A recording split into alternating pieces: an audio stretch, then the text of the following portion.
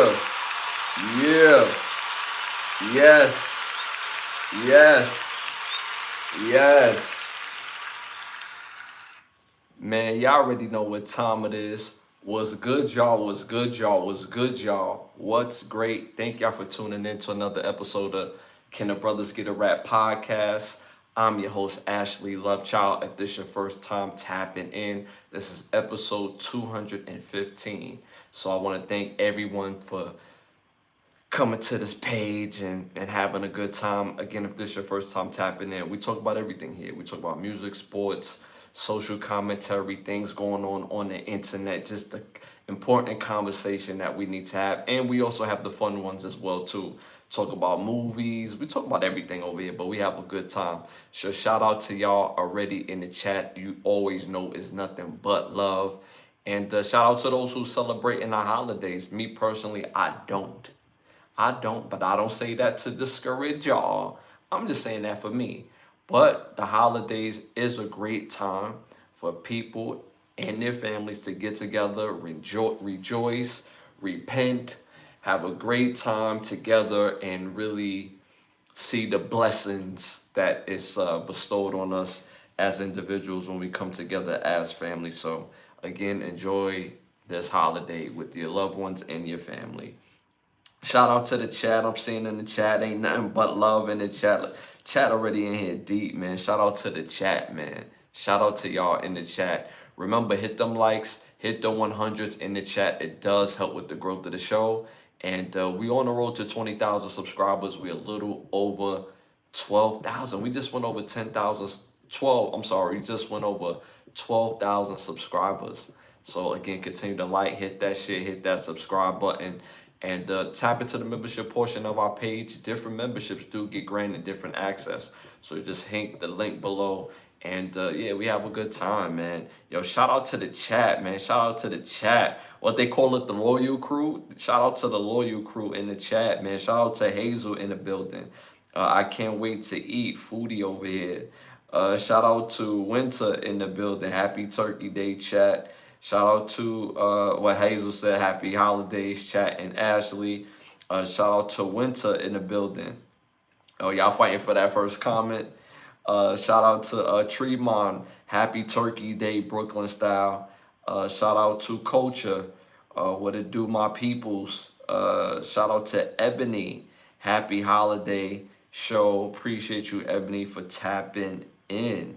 My dog, Rowan Jack, man, one of our big badge holders, one of our day ones. My dog, Rowan Jack, man, appreciate you as always for tapping in, man. Please pray for the families of the West Virginia National Guardsmen. We'll do so. And for all those, do as well, as my bro said, please pray for the families of the West Virginia National Guardsmen. So shout out to West V and the Guardsmen of West Virginia. What's crazy, my family is originally from West Virginia. My grandfather was from West Virginia. Then he moved to DC. Then part of my family obviously is from DC, well, the DMV area, DC, Virginia, Maryland. I got family South Carolina, North Carolina. I got family in California, which is crazy. Shout out to Inglewood. So yeah, man. But shout out to Rowan Jack for that, man. Appreciate you as always. Big love on the show as always, my dude. Yeah, man. Yo, let's get tonight started, man. It's a fire night. I feel great. I know y'all feel great at home. Y'all been commenting about eating. And so I'm pretty sure y'all can't wait to go to sleep because that's all Thanksgiving food do to you. You get that good meal, and within about an hour and a half, you're going to be knocked out somewhere.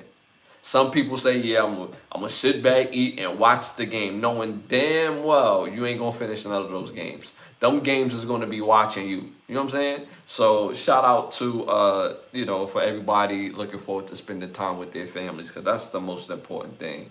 Shout out to the presenting sponsor of this podcast, which is Button Snaps, where you get the finest of movies, shows, documentaries, and original content for your viewing pleasure of $4.99. Again, that's Button Snaps. That's the word button, hyphenated sign, and the word snaps.com. Again, that's the word button, hyphenated sign, and the word snaps.com.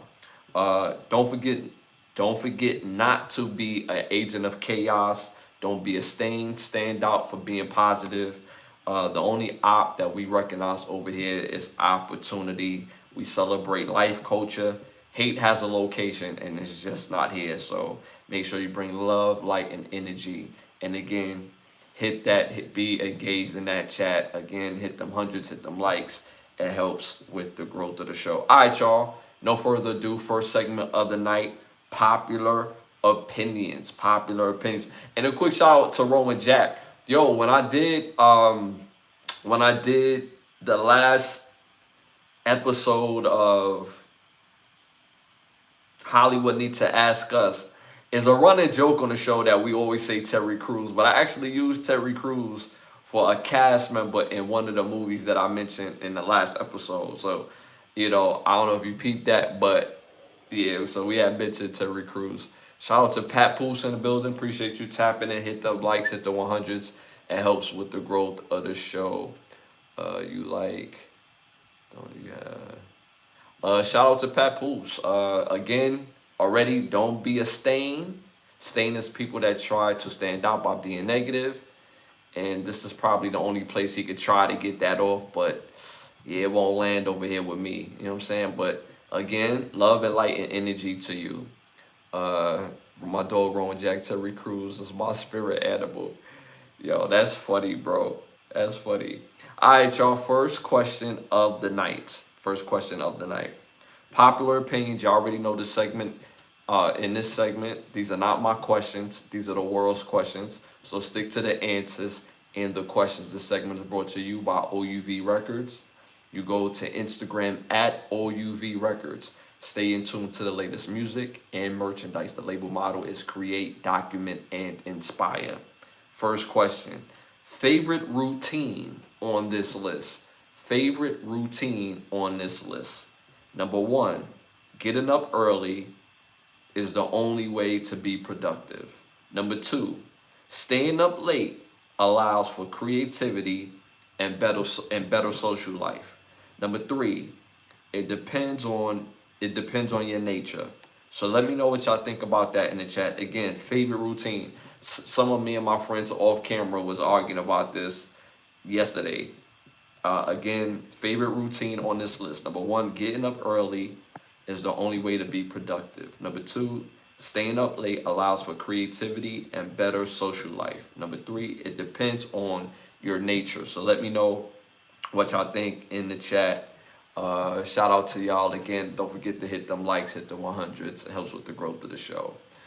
Me personally, again, me and my friends, we was arguing about this.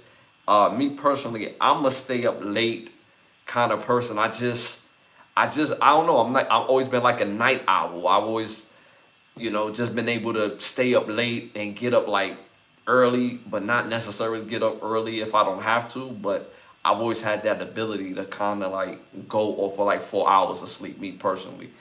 So me personally, I'm going to say stay up late allows for creativity and better social life. I am a creative. So it does help with creativity, whether I'm in the studio, whether I'm working on different projects.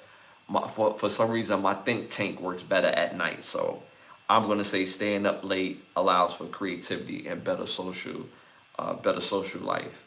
And y'all know what it means by better social life. In the chat, I'm seeing 3 for me. I go with the flow. Okay, ain't nothing wrong with that. Some people is like that. They just go with the flow, depending on where they are, depending on their responsibility. Shout out to Ike Love. Appreciate you tapping in. Hit them likes, hit the 100s. It helps with the growth of the show. YouTube redacted your comment. It wasn't me. I would have loved to see what you had to say. But again, I went with 2. Again, staying up late allows for better creativity. In the chat, I saw 3 in the chat. The rest of the world at 44%, mind you, over 19,000 people voted on this, went with getting up early is the only way to be productive. I remember I called one of my friends like around like 4, and the funny thing is, right, 4 in the morning, he didn't pick up, so he called me back like 8 in the morning. I'm sleeping. right? So when I finally called him back like 4 in the afternoon, he was like, yo, bro, like, what's up?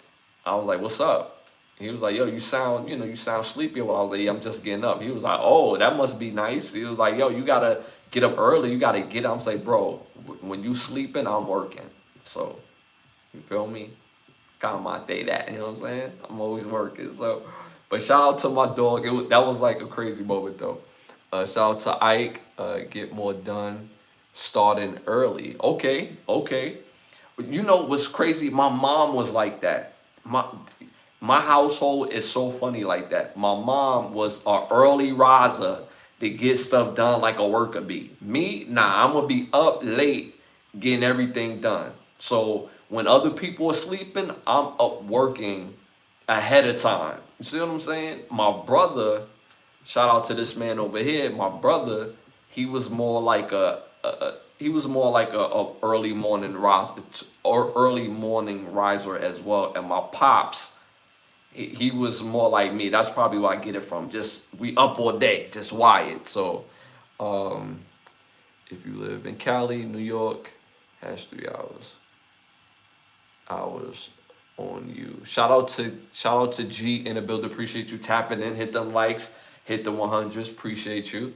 All right, y'all. Moving on to our next popular opinion question. Favorite NFL running backs in their prime? No. Favorite NFL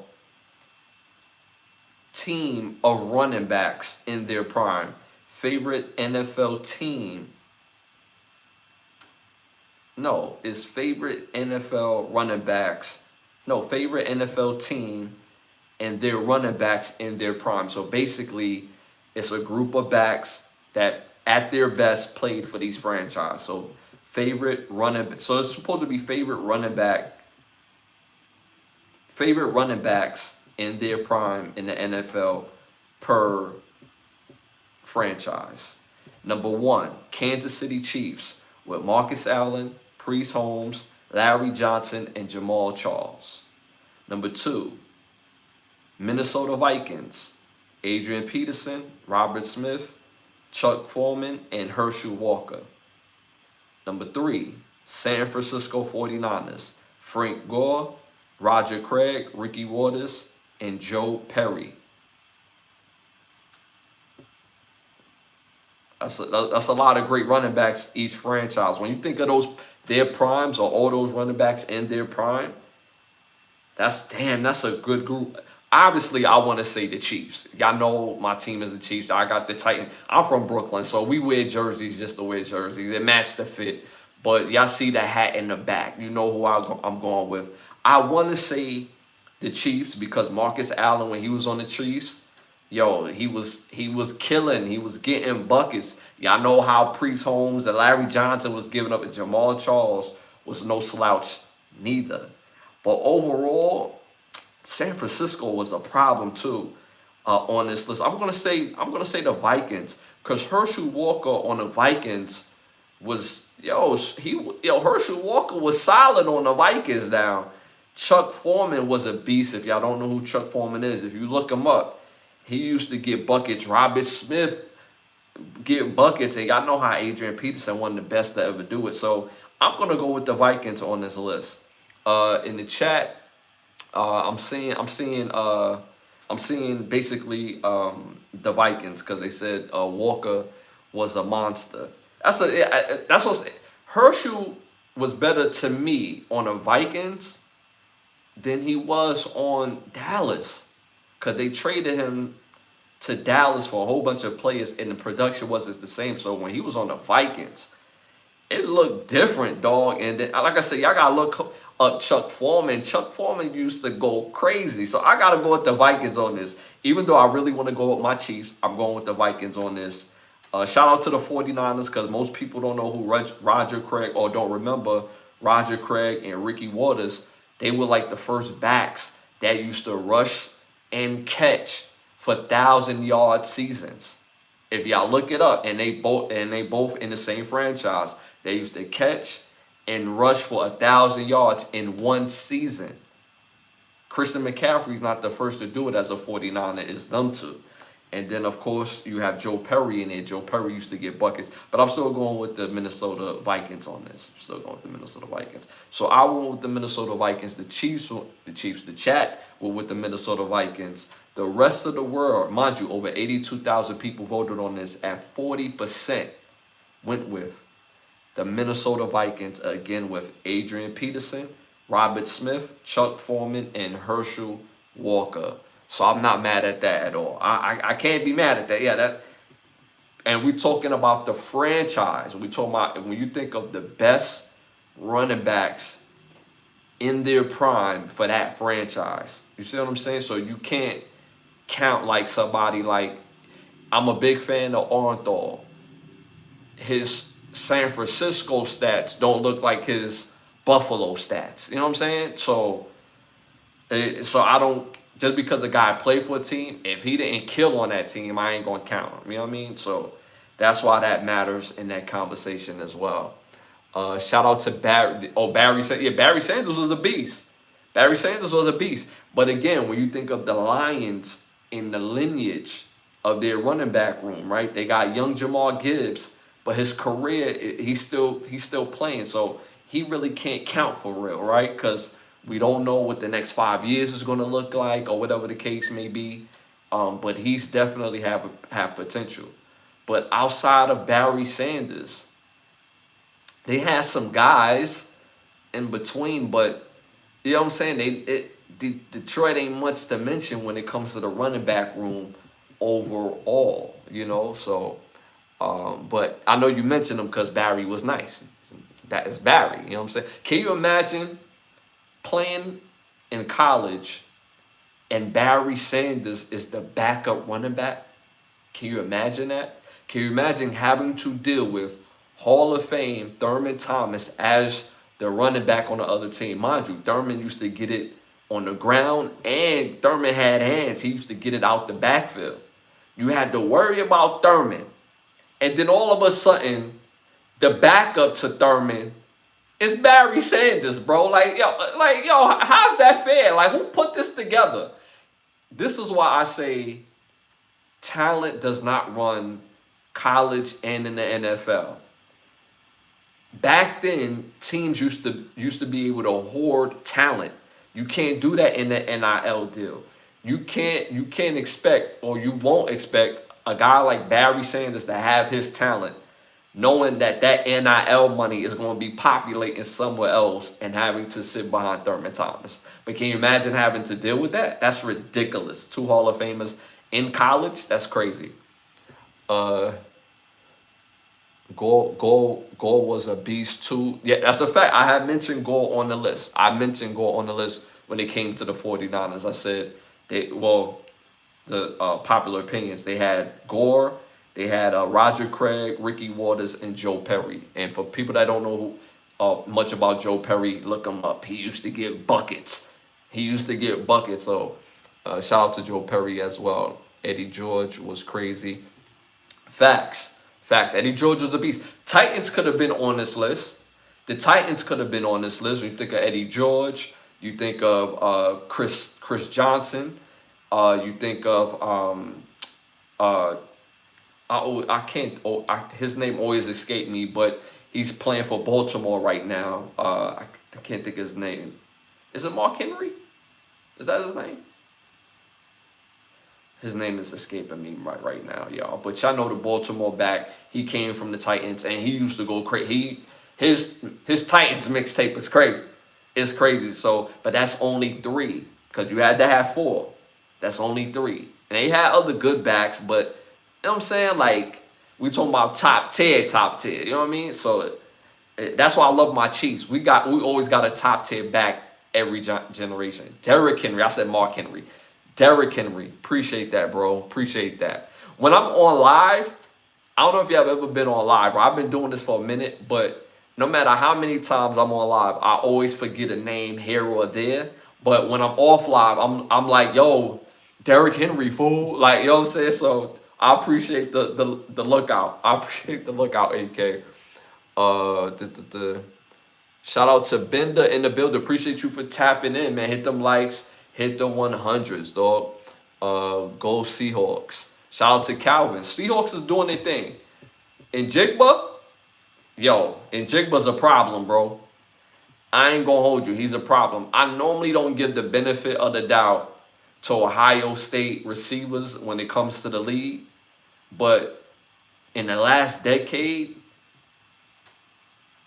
the receivers that they produced in the NFL, they're different.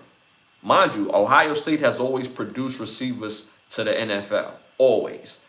But this decade alone, it's been different. They really translate better in this era than eras prior to. And Jigba's a problem. Besides Barry, my fave all-time back was Priest Holmes. You feel me? You feel me? Priest Holmes hit you with the lay. Like, you know what I'm saying? Hit you with the lay. Yo, that's my dude. I gotta get a Priest Holmes jersey. I gotta get a Priest Holmes. I had one back in the day. And you know when one of your cousins come to spend the night, and you know what I'm saying? And they don't got no clothes to go out the next day. My mom's gonna take us out. My mom's like, yo, let them wear your jersey. Not the Priest. She was like, I'm gonna get you a new one. Don't worry about it. And of course, she ain't never give you a new one. You know what I'm saying? What's our favorites? Priest. Shout out to Maria in the building. Appreciate you for tapping in. Hit them likes, hit the 100s. Again, y'all, it helps with the growth of the show. We just went over 12,000 subscribers, and we on the road to 20. So, like I said, all the love, light, and energy does help with the show. Hey, sir, happy early Thanksgiving. Bless you and your family. Proud of you and your success. Tour kicks off June 29th. That is fire. Proud of you, Maria. Do your damn thing. She's going to be on tour, I believe, with New Edition in the crew. And it's going to be a great tour. I believe Boys to Men as well. And I'm going to be looking out for you, Maria. So do the damn thing and hold it down. We appreciate the love that you send over here.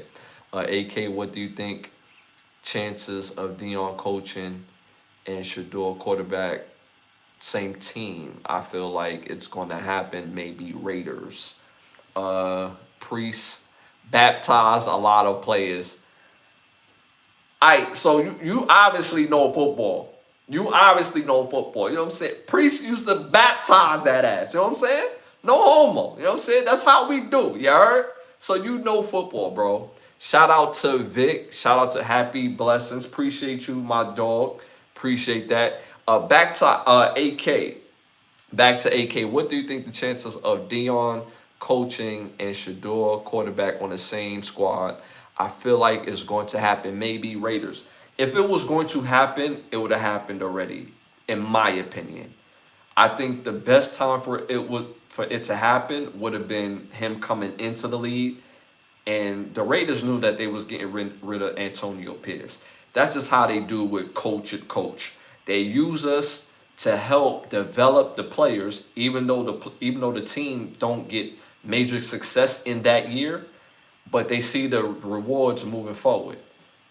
So they use Antonio Pierce as a placeholder, knowing that they wanted Deion Sanders, knowing that they was going to draft Shador. Antonio Pierce even said it. He said, if he was the Raiders coach, and this is before Shador got on the field, he said if he was the Raiders coach, they were going to draft Shador. It was already made up between management and himself. So, I mean, these things do happen. Do I see Deion Sanders coaching the NFL? No, I don't see that. Mainly because the NFL won't allow Deion to have the type of creative control that Deion needs to be how he is as a good coach. I believe Deion's a good coach. I believe he can be better in a technical sense in the game, knowing game situations. I know he knows game situations, but there's little inks that he has to learn and make adjustments on the fly instead of waiting till halftime. He got to be able to make those adjustments on the fly. And I think all these years are starting to add up, and we'll probably see the best coaching of Deion probably this next season coming up. So I really believe that. But do I think that Deion will come to the NFL? No. His health is also an issue. College allows Dion to have to deal with his cancers and illnesses and be able to get back. And his contract is 5 years. That buyout is crazy. So I just don't see it. I just don't see it. I think the NFL, for Dion, he's only going to be suited in certain markets. Not all. Only in certain. In some of those markets, they already have their coach, in my opinion. Outside of the Cleveland Browns, the only other market I really see Shador playing in, to be honest with you, Dallas Cowboys, New York Jets, and I can possibly see him playing somewhere like the Rams. Those are the teams that I could see Shador playing for outside of Cleveland, if Cleveland don't capitalize on the moment and what they have with Shador. So that's what I believe. That's what I believe regarding that. But yes, yeah. So that's what I believe regarding that, man. All right, y'all. Moving on to our next one. Hollywood need to ask us. Hollywood need to ask us. Y'all know I come up with this each and every episode. A fire movie that I think would be dope. I think I got better ideas for movies or a movie series.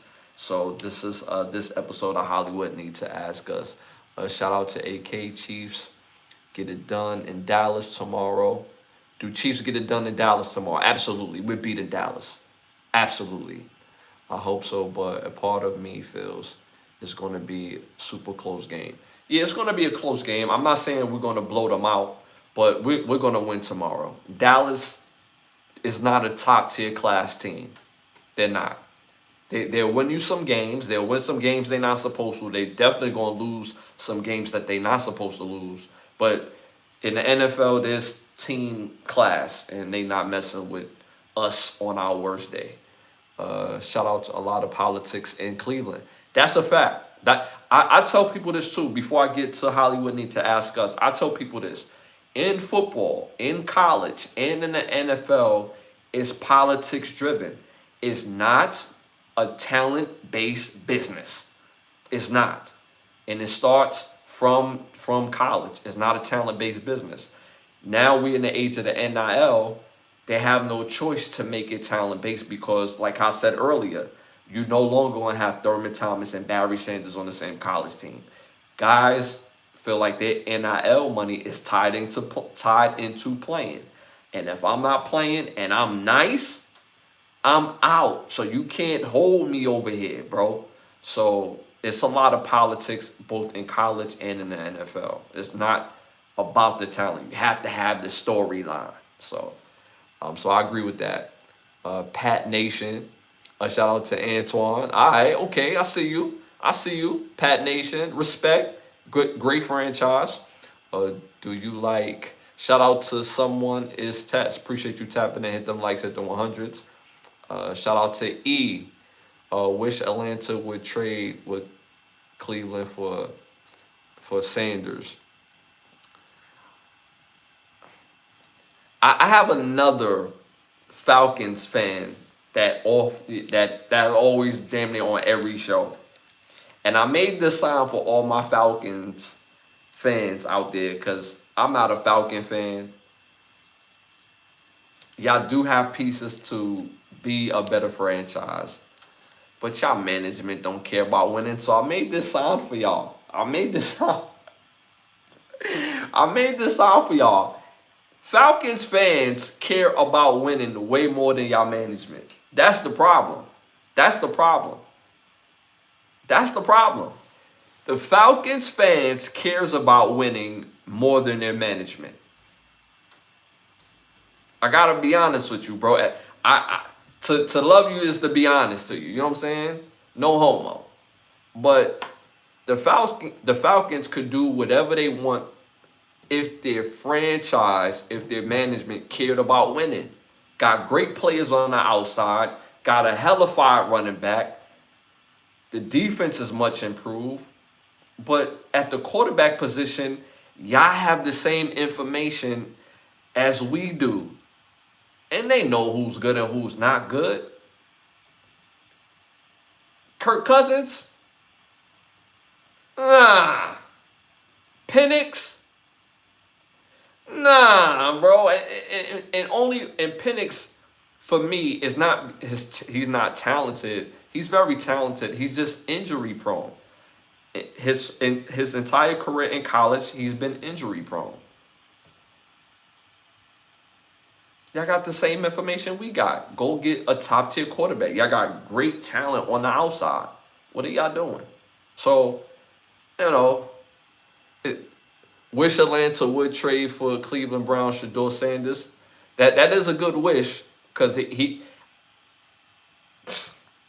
I wouldn't even want Shador in Atlanta. He'll go crazy in Atlanta, bro. He'll go crazy. It's too much culture in Atlanta. You know what I'm saying? We already up in Atlanta. It'll go too crazy, and the NFL is gonna view Atlanta like real like I don't want to say the word, but they gonna view Atlanta real hood if they trade for Shador. He'll kill though, cause ain't nothing but weapons in Atlanta. Uh, which Dion would coach Atlanta? I can see that if he didn't have his battles with sickness, but if Dion ever coaches in the NFL, which I don't think he will, it won't be no time soon. He has a 5-year deal with the Colorado Buffaloes, and that contract is one of the highest contracts in college football. When people say that, I just don't see it. That's a huge buyout, and a place like Colorado, the state has to approve his contract. That's a lot of red tape, dog. So I don't see that. But if he was, Atlanta would be a place because you would think Atlanta management understands culture. Maybe not talent, but culture.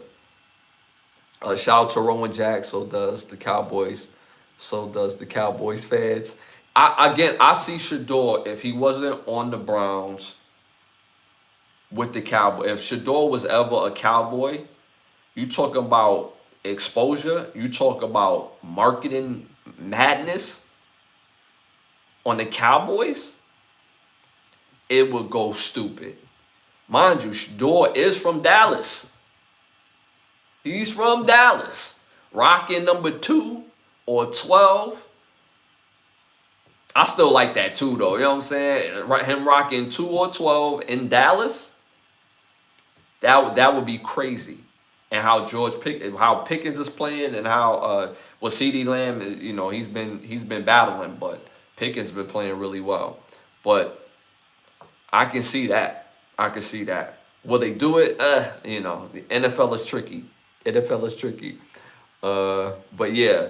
All right, so my Hollywood Need to Ask Us for this episode, I would love to see a new version of the classic movie of No Country for Old Men. If anybody's familiar with that movie, it is such a fire movie. I would love to see a new version of that.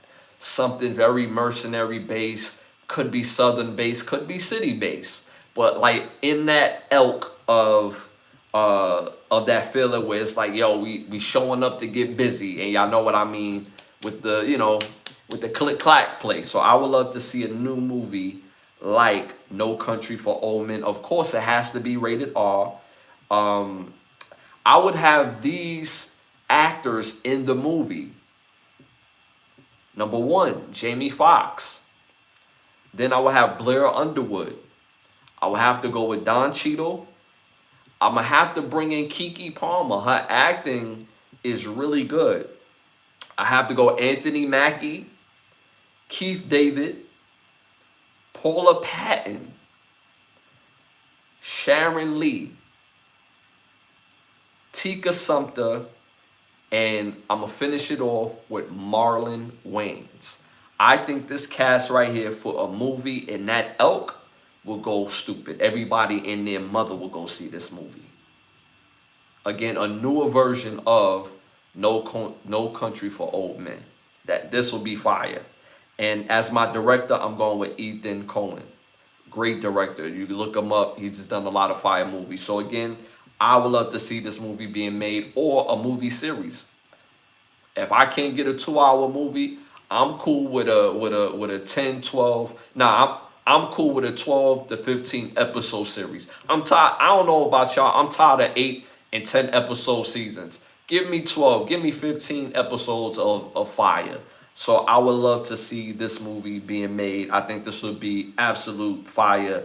And I think the people would love it. All these great actors in one. If you think of those actors and how versatile they are, and you know what I'm saying, and you hear the elk of it, that, you know what I'm saying, it will go crazy in my opinion. I think it will go crazy. Shout out to the chat. Good luck against my Cowboys tomorrow, sir. I want to wait. Johnny Gill. Shout out to Maria out there doing big things. Do you think they okay? So I'm gonna answer that question in a second, Ike. But appreciate you, Maria, as always. I want Cheeseburger Eddie in that movie. Come on, Rowan. You know what I'm saying? Like, see, I had him in the next movie. I can't put Terry Crews in here. I can't put Terry Crews in this one. I had him in my last one. I can't put him in this one. You know what I'm saying? Say you want Cheeseburger Eddie. Later, Chris. Shout out to Jay in the building. Hit them likes, hit the 100s. It helps with the growth of the show. Don't be a stain. Don't try to stand out for B and saying something negative. You see what I'm saying? Because if that was the case, you wouldn't say that. You know what I'm saying? And knowing damn well wouldn't say that in my face. But I think this will absolutely be a fire movie. The chat, I would love this. Yeah, I think there will be a fire movie too, Ebony. I think it will be a fire movie. So that's my Hollywood need to ask us for this episode. Let me go back up to Ike real quick. He had asked a question. Do you think all the hate towards Dion carries over on Shador? Of course. Of course. Of course. Shador is an easy target. And the reason why Shador is an easy target is because he plays quarterback. If Shador was a corner, if he was a receiver, they wouldn't be able to tell him nothing. Those are different positions. They view those positions differently. But the quarterback position is the most critical position in all of sports. Easy target. So undoubtedly, and they couldn't do or say anything about Dion, because Dion is one of the best NFL players we've ever seen. And I got to watch him as a kid. He was a superhero of mine. Not just me, but Deion Sanders was so popping that he affected sports fashion for a generation. And what I mean by that is every kid in my little league team was trying to dress like Deion Sanders. Whether they play running back, quarterback, offensive lineman, defensive tackle, linebacker, we always trying to dress like Deion Sanders. Had on a whole bunch of wristbands, had the towel on the side, in high school I used to rock the neck wristband on top of that. Come on, bro. The fashion in itself, you know what I'm saying? The way he used to rock his socks, all of that.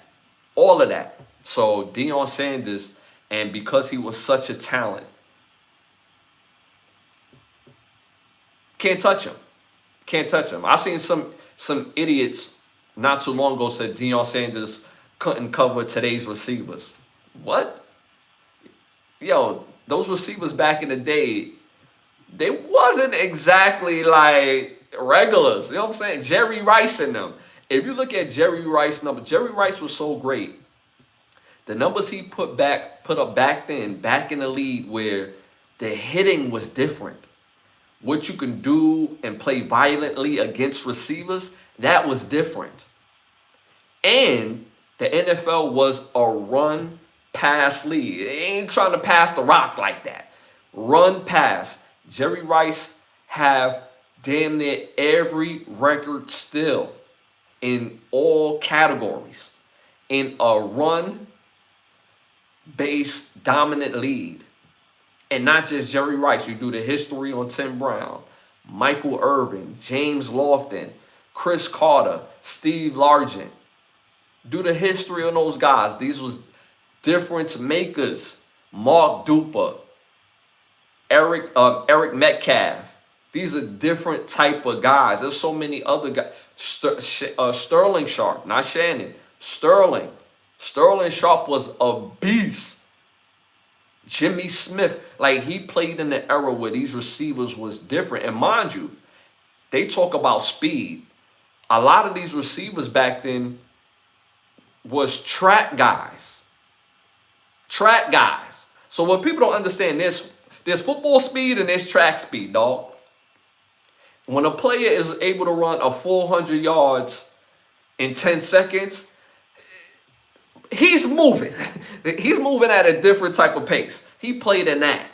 So when they say stuff like that, it's, Deion's a problem. So obviously, because Deion was so great, he played corner, and his son plays quarterback, he's an easy target. But the reason why I believe in Shedeur is because you can see it in his eyes and the way he plays. He wants to be great. He's not resting on the Sanders name.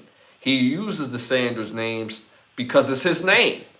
It's his name. That's my name, bro, and I'm going to play. So that's what I believe regarding that question. Good question. All do, like to. I really like watching Deion and Michael Vick play at Atlanta. They was difference makers. Facts. Oh man. Yeah. Be in the comments. Shout out to y'all in the chat. Y'all getting some of y'all getting weird in the chat. Shout out to y'all. Hit them likes at the 100s. Don't get too weird. Because I will hook you up with some tickets to the block party. There's a new block party coming up right after the holidays, and I will hook you up. So, all right, y'all. Moving on to our next segment, our must-see segment. I'm gonna give y'all 3 must-see fire movies to tap into each and every episode. So, my first must-see movie came out in 2002, directed by Predrag and Genevieve. This movie stars Val Kilmer, Christian Slater, Daryl Hannah, Sarah Dowling, Michael S. Rosa, Peter Jason, and Bokeem Woodbine. This movie is called Hard Cash. Fire, must-see movie. I won't spoil it for y'all, but it's about a group of criminals that's pulling off high stakes, and you have to see the rest of the movie. Again, I won't spoil it for you, so make sure you tap in to see Hard Cash. Second must-see movie came out in 1990, directed by Michael Miller. This movie stars Carl Weathers, Billy D. Williams, Michael Beach, and Lynette McKee. This movie is called Dangerous Passion. Fire movie, still holds up to this day, about a man who comes into a family's life, and he's a mechanic of such, and you have to see the rest of the movie. Again, I won't spoil it for you. Fire, must-see movie. And third and final must-see movie came out in 1997, directed by Christopher S. Charette. He's done movies like Half Plenty. This movie stars Richard Jones, Blair Underwood, Chana Maxwell, Laz Alonso, Andre Rayo, Sonia John, and Nicole Banks. This movie is called G. Fire, must-see movie about a hip-hop rapper who's at the height of his career, and you have to see the rest of the movie. It's a fire movie, so make sure y'all tap in to see the movie G. So my 3 must-see movies is the holidays. Tap into them. Again, Hard Cash, Dangerous Passion, and G. Make sure y'all tap into those movies for the holidays. Fire, must-see movies. All right, y'all, moving on to our next one. I'm going to give y'all some fire music to tap into. Y'all already know how I do, whether it's new or old, whether it's hip-hop or R&B. I'm going to give y'all some of that fire shit. You know what I'm saying? And tonight's artist, profile artist, y'all know how I'm going to do. I'm going to have to run it back on this artist. I went to go listen to some more songs, and I've never heard of this artist prior to. And I'm like, yo, why I never heard of him? And when I seen that he came out in 1998, I said, oh, that's why I ain't never heard of him. Because 98, you had all the R&B dudes, you know what I'm saying? And not to mention, R. Kelly had R&B in a chokehold at that time. So make sure y'all tap into the artist link, Link, link, fire R&B artist. Tap into these 3 songs, put them on your playlist. Number 1, 9110024. Fire song. That joint is fire. Second must put on your playlist. Give Me Some. Fire. Yo, I'm telling you, this whole album is no skips. And third, Spill. Spill. So put those 3 songs on your playlist by the artist link, R&B artist. Again, number 1, 9110024. Number 2, Give Me Some. And number 3, Spill. So make sure y'all put those 3 songs on y'all playlist. All right, y'all, moving on to our next Send Them to Turkey or Nah. Send Them to Turkey or Nah. Y'all already know how we do. Turkey has some of the most craziest laws in the world, so it's an inside joke on the show that we send people to Turkey when they say and do stupid stuff. So let me know what y'all think. Again, you type in T to send people to Turkey, or you type in N not to send people to Turkey. Let me know what y'all think. First one of the night. Louis Vuitton has released new Timberland boots. So there's Timberland and the Louis Vuitton collab. And the boots cost $82,000 per pair. Let me know what y'all think about that in the chat. Are we sending this to Turkey or not? Are we sending this to Turkey or not? Again, Louis Vuitton and Timberland has done a collabo boot, and it literally costs $82,000 a pair. Let me know what y'all think about that in the chat. Type in T to send this to Turkey. Type in N not to send this to Turkey. Let me know. Let me know. So I'm seeing T's in the chat. Shout out to Apache. Appreciate that. Hit them likes. Hit the 100s. It helps with the growth of the show. Even if you did it already, it helps with the growth of the show. Shout out to Ebony. They have lost their mind.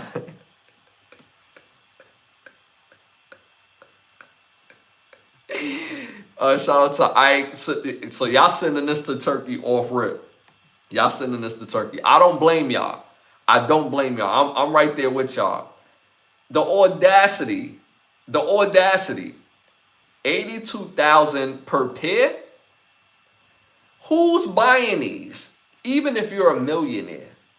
I said this before. They had a clip of Shiloh Sanders, the brother of Shador. Shiloh Sanders was looking at apartments in Miami, and the asking price was $15,000 a month. And I was like, yo, even if you're a millionaire, $15,000 a month is a ridiculous amount of money to pay any type of rent.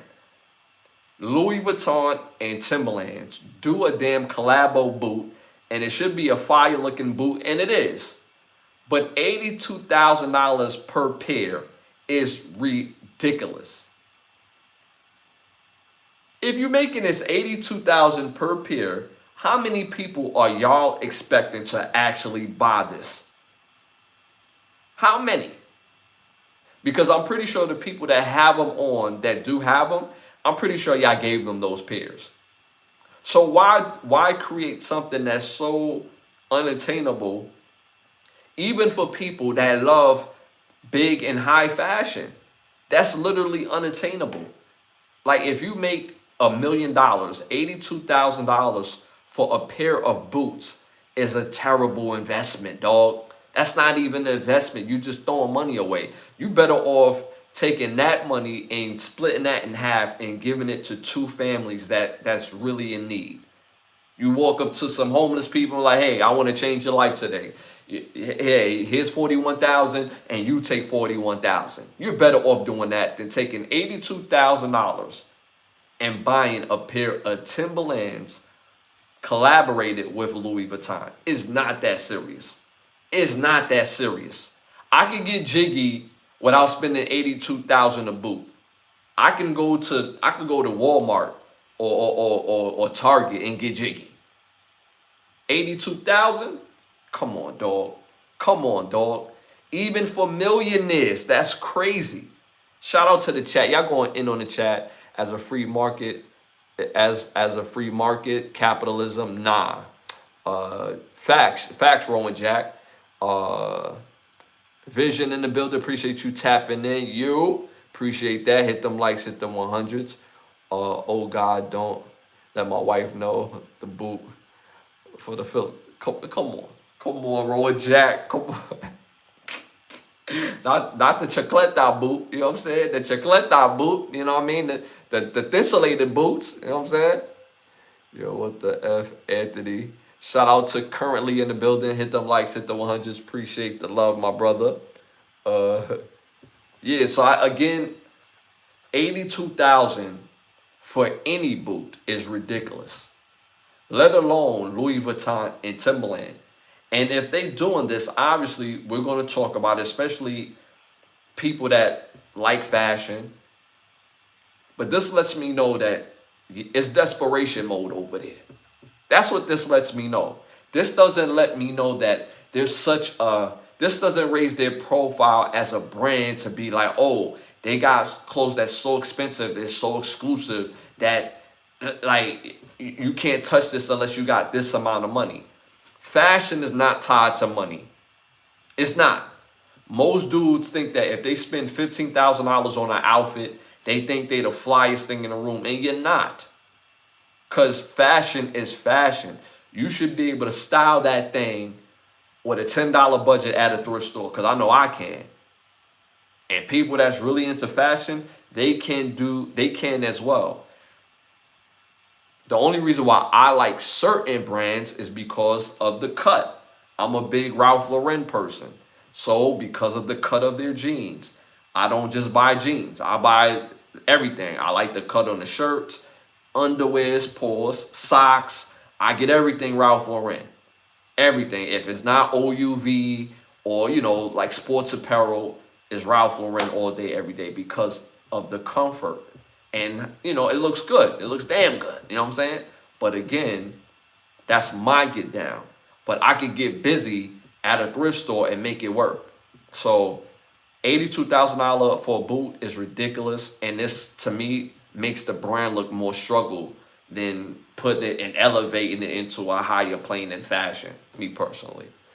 Shout out to Arb in the builder. Appreciate you for tapping in. What do you think about 20K on a watch? 20K on a watch is understandable based on the value. It's different. It's completely different. I own a couple Rolexes. If you spend that type of money on a watch, if you have it for a certain amount of time, there's a resale value that's completely different from an $82,000 pair of boots. Louis Vuitton, Timberland boot at that. So that's why I say there's a difference, because also when you have that type of price in those type of watches as well, they have certain metals that's attached to it that keeps that resale integrity at a very high rate. And in some of those cases, not even some, in half cases, you spend 20 grand for a watch. When you resell it at the right time, you actually would make more on the resale than you did on the original sale. So that's what makes that a little different. Why do you think when you watch NASCAR is sponsored by Rolex? All the NASCAR guys get Rolexes. If you realize, the NASCAR guys don't have bust downs. When I started getting into Rolexes, one of my brothers asked me, he was like, yo, why you don't get it bust down? And I had to explain to him why I don't, because you have to put aftermarket diamonds and all that stuff in the watch, and it brings the value down. So now when I go back to resell it, it's going to be more than what it was prior to. So that's what makes it different. So 20K on a watch, yes. 82,000 on a pair of boots, no, because the value is different. The value is viewed differently. Now, if you buying that pair, if it was a norm that all $82,000 pair of boots on a resale would get you 86,000 or 89,000 if you held it for 10 years plus, then that's a different story. So But yeah, so that's why I say that that's different to me. Not to me. That's just different in value, so, and that's what we determine in value. What about 100K on a car? Uh, mm,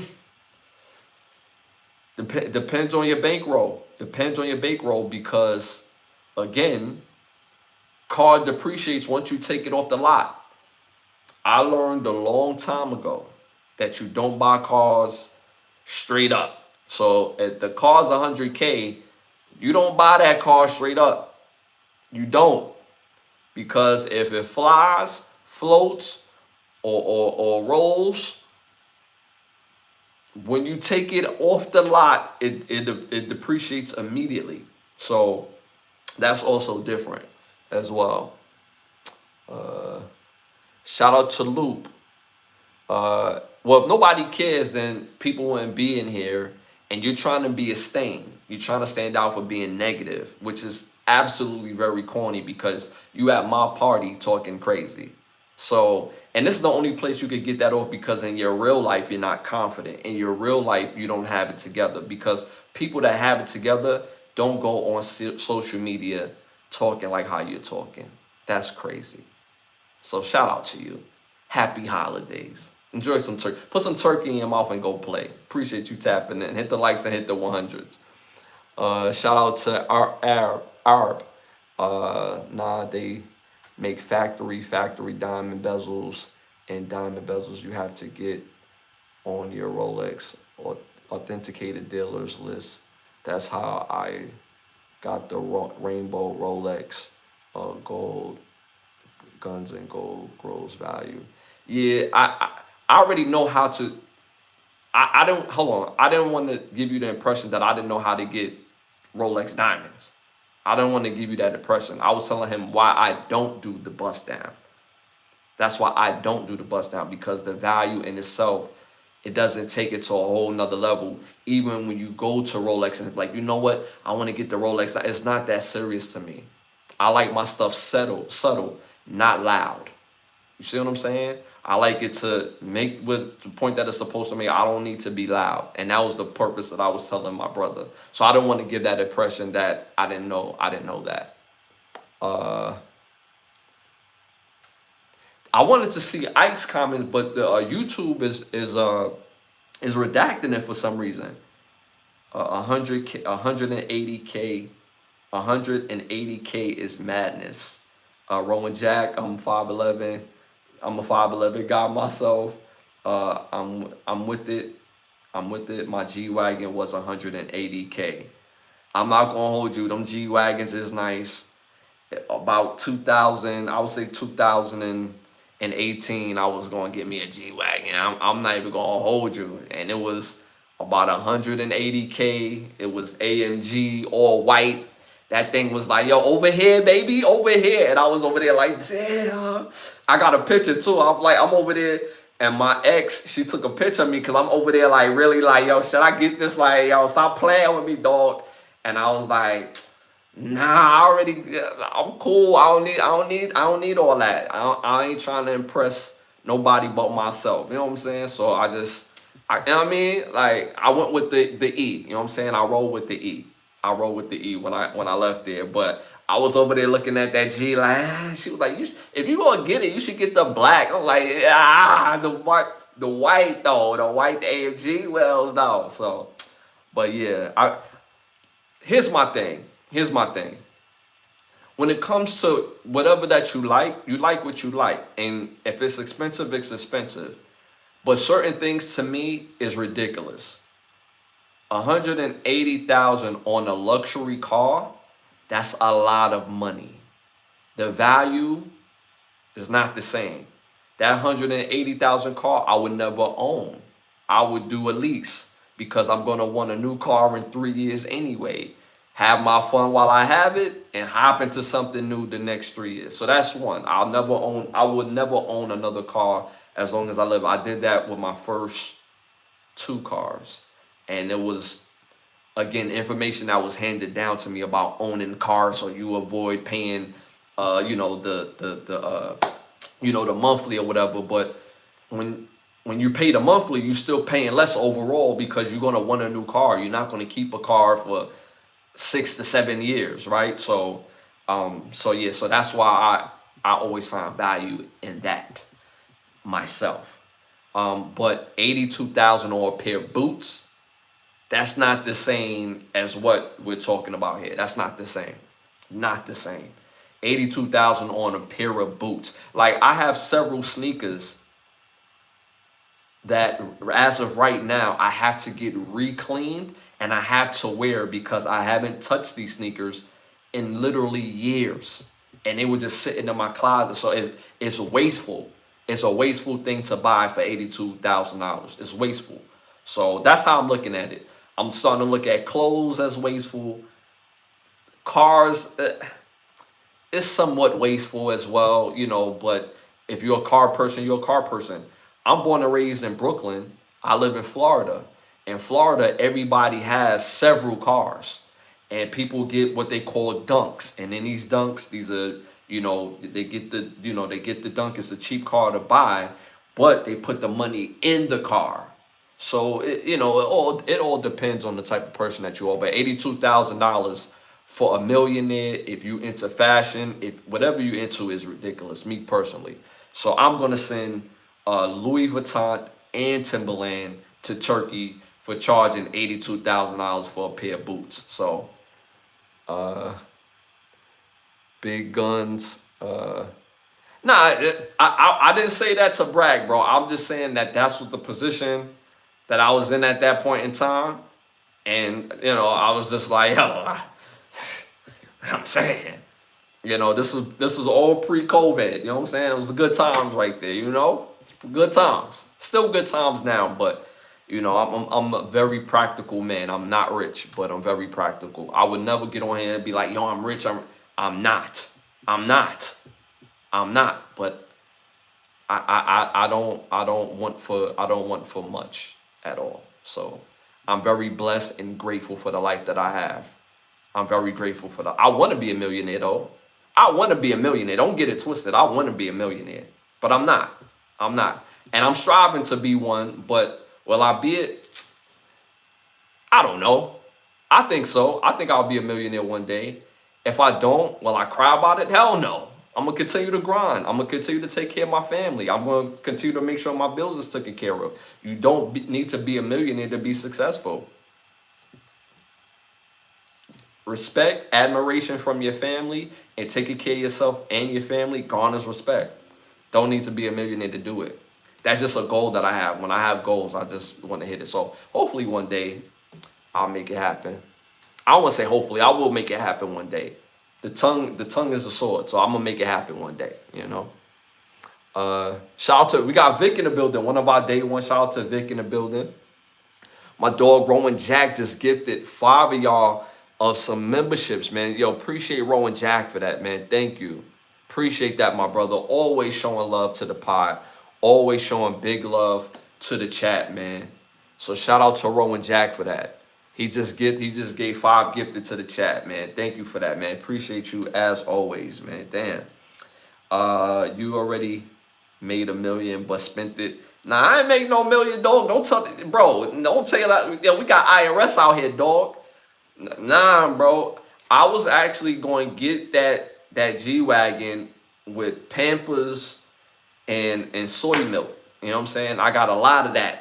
So with that, they was willing to trade for the soy milk and the Pampers for the car. You know what I'm saying? I wasn't going to give them money. You know what I'm saying? I don't have that. You know what I mean? So don't be on here saying that. You know what I'm saying? Like, feel me? I was going to trade them, you know what I'm saying, for the Pampers and the soy milk. You know what I'm saying? They was willing to work with me. You know what I mean? Feel me? Yeah, I ain't no millionaire. At least not yet. I ain't no millionaire. Nah. No. But hope, you know, make it happen one day. I got 750. Little cops thought I was slinging rocks. 100% Batman's goals for more than factory diamond. They trusted gold and guns grow value. Guns guns definitely grow value if y'all get what I'm talking about. But we not on that type of time, you know what I'm saying? Uh shout out to who is this? Shout out to Bob. Shout out to Bob Smith in the building. It's nothing fake about me, sir. Nothing fake about me.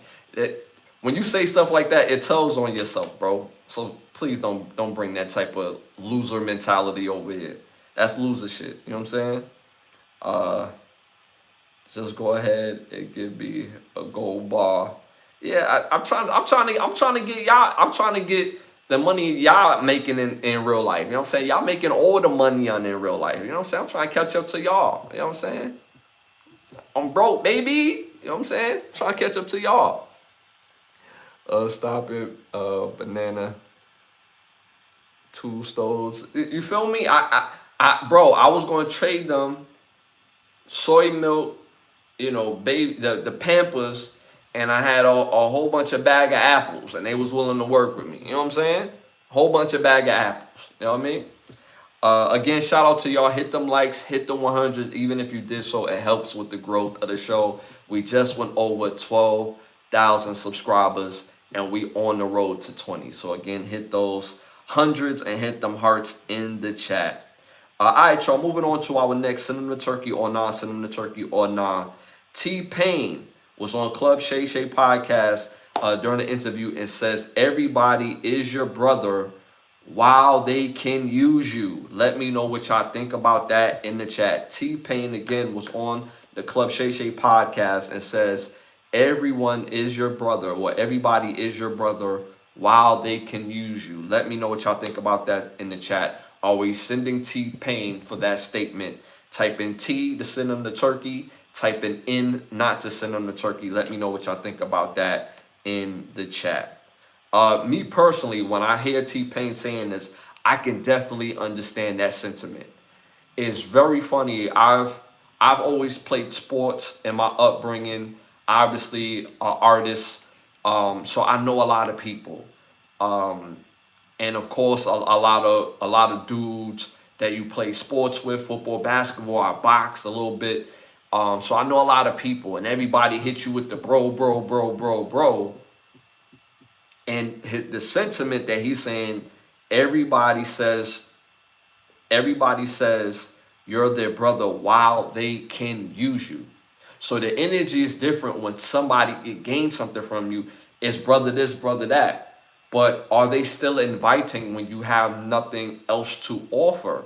If the energy changes, if the person have nothing else to offer, monetary gain or whatever, if their energy change, what happened to us being brothers? What happened to that energy? What happened to Goonies Never Say Die, right? If y'all are familiar with the Goonies movie, right? And it gives a sense of weirdness when you realize, like, damn, I thought we was close. I thought we was bros. I thought, and see, most people view friendships and view the word bros only when they're in need. But what happens when you're full? What happens when you're taught how to fish?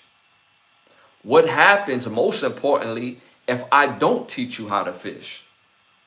Are you still going to view me as your bro? And why that matters is because within the culture, whether, and it has nothing to do with race, but within the culture in itself, it matters when people are united. Because in order to be somebody's friend, you have to be friendly. And let's keep it real. In business, you go with people that you're most comfortable with. In business, you build with people that you feel like that you know, opposed to somebody who just really great at what they do. So friendship does and will always matter. So when he said that, he's going through the industry where some of y'all may not remember, but there was one point in time where T-Pain was the hottest artist on the planet musically. Hotter than fish grease. Could do no wrong. If you had T-Pain on your song with the T-Pain sound, well, it's not the T-Pain sound, it's actually Zip and Roger's sound. But if you had T-Pain on your song with his style, your song was a hit. And this was going on, and this run happened for about 2 to 3 years. I would say more so 2, but in that span, it was spooky hours. So everybody was like, bro, bro, bro, bro, bro.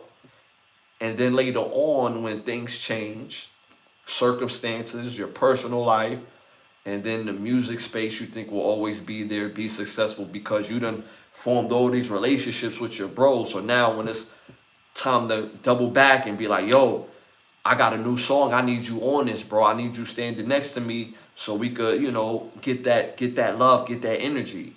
And it's like, nah. So I get that sentiment. Even in my personal life, I know what it's like to call somebody a bro, somebody a brother, somebody you think that would never be on no type of bullshit, and out of nowhere be on bullshit. I don't care. Either man or woman, that shit hurts. When somebody you view as your brother no longer does treat you as one. It makes you want to slap fire out of them, like for real. And you probably would do it if you seen them. You probably palm on the whole side of their body, like, yo, like snap out of it. But the sentiment is still remains the same. Business, that's why there's a difference between the music game and the music business. The music business looks out for itself. The music game, ever since the 80s, the 90s, the early 2000s, it's been the big finesse velvet rope. And when you get behind that rope and you get tricked out of your position, because you already know it's a finesse behind that velvet rope, you're not bigger than the program. So understanding that will help you navigate moving forward. But at the end of the day, everybody's your bro when they could get something out of you. That's a fact. That's a fact. So I actually agree with his sentiment. I actually do. Shout out to the chat. Pampers and sneakers. Vic, yeah, Pampers and sneakers for the truck. Yeah, that's a fact. T for True. Rowan Jack. He made a bunch of hits for people. That's where I know you. That's why I know. That's why I know you from. You were a middleweight, 152. Can't mix business with friendship. And see, there's some truth to that. And there's just some things that you can't mix business and friendship with some people. Because people who really do business understand business.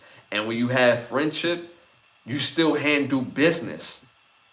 If I do something in my business that looks out for somebody and they still have to pay for my services, we're still friends, but you got to take care of my services. So people that understand that, I honestly believe you could still be somebody's friend and still do business. But that other person, as your friend, still have to understand there's friendship hat and business hat. And both has to be respected. So I'm more on that line. But I do think that some people can't do both. Some. I think other people can. But everybody can't, because now when you're somebody's friend, you start doing business with feelings. Like, damn, but I'm your friend, bro. Yeah, but still got to take care of this business. So it's half and half regarding that, in my opinion. Yeah, so again, I'm going to send this to Turkey. No, I'm not going to send this to Turkey. I'm not going to send T-Pain to Turkey for making that statement. Again, him saying that everybody is your brother while they can use you. So I'm not going to send him to Turkey for that. All right, y'all, moving on to our next segment. Y'all already know it's time to rap. This segment is brought to you by Button Snaps, where you get the finest of movies, shows, documentaries, and original content for your viewing pleasure of $4.99. Again, that's Button Snaps. That's the word button, hyphenated sign, and the word snaps.com. Again, that's the word button, hyphenated sign, and the word snaps.com. First hot topic of the night. Before we get into that, a quick rest in peace. I meant to mention this last show, but a quick rest in peace to an NBA great, Ronnie Rogers. Played 12 years in the league. He was sixth man of the year. His most known years was with the Denver Nuggets. Really great player. He was a first installation of the stretch four, 6'8", 6'9", forward who can shoot. Had a whole bunch of game. Ronnie Rogers was such a good player, but he was like those early, remnants. He's probably like 6'7" now that I think about it, of the stretch four that played the way that he did, shooting behind the three or them deep twos, and he was such a good player. So again, rest in peace to Ronnie Rogers. Condolences to his family. All right, y'all, first hot topic of the night. A rapper 50 Cent is dropping the new documentary, Sean Combs' The Reckoning. It drops December 2nd only on Netflix. Do y'all think this is business? Going back to business, right? Do y'all think this is business or 50 being petty? Let me know what y'all think about that in the chat. Again, rapper 50 Cent is dropping new documentary, Sean Combs' The Reckoning. Drops December 2nd, and it's only for Netflix. Do y'all think that's just business or is petty? Let me know what y'all think about that in the chat. Me personally, 50 Cent is my cancer brother. You know what I'm saying? So I understand his cancer ways. Can we mix our business with being petty? Yes, we can. We could do both at the same time. Ain't nobody could show you King Petty better than being a Cancer. I know this. I'm July 18th myself. I know this. But it makes me wonder, like overall, in all seriousness, this documentary was going to be made regardless, whether it was 50 cents or not. So was he first to the punch? Yes. Netflix is a big dog regarding this. So do this make sense? Yes. But 50 Cent has been a known, what we say, adversary. I would more so say somebody that just don't vibe with Diddy for whatever reason or the other. 50 Cent had mentioned it on different occasions, but for whatever. They not each other's biggest fans. So that makes me wonder, is this story being told truthfully, or is this going to have an agenda, or is this going to be told with a slant storyline? Because obviously when you hear the documentary and who is behind it, this is basically like the unraveling, like they're about to uncover something. So at the end of the day, is this business or is this just him being petty? Shout out to Rowan Jack in the chat. He wrote a book on hustle. Yeah, that's a fact. I've actually read 50 Cent's. Well, 50 Cent's guys are probably about 3 or 4 books. I probably read 2 of them, and those are good books. I had mentioned it for the show as a recommendation to read weeks prior to, but they're good. They're really good reads. But do y'all think, is this a part of him being petty, or is this just being business? I think he can do both regarding that, based on who he is, his personality, and of course, being a Cancer, right? But I don't put everything behavior on Zodiac, right? I'm just being funny when I say that, right? But again, for what I already mentioned, somebody else was going to do this. Why not 50? Why not the person who has the finances to properly produce and see this all the way through? So at the end of the day, when I look at this, I think this is a little bit of both. Some people would definitely say it's petty, and some people say it's business. I think it's a little bit of both. The interest of this is through the roof. So shout out to Rowan Jack. Just gifted some 15 mems. Gold member in the building. My guy Rowan Jack, man, showing major love. Membership, got that membership, had that membership, been a membership, being a badge holder for 15 months. So shout out to Rowan Jack for that, man. Appreciate you. That's almost 2 years, brother. We appreciate that.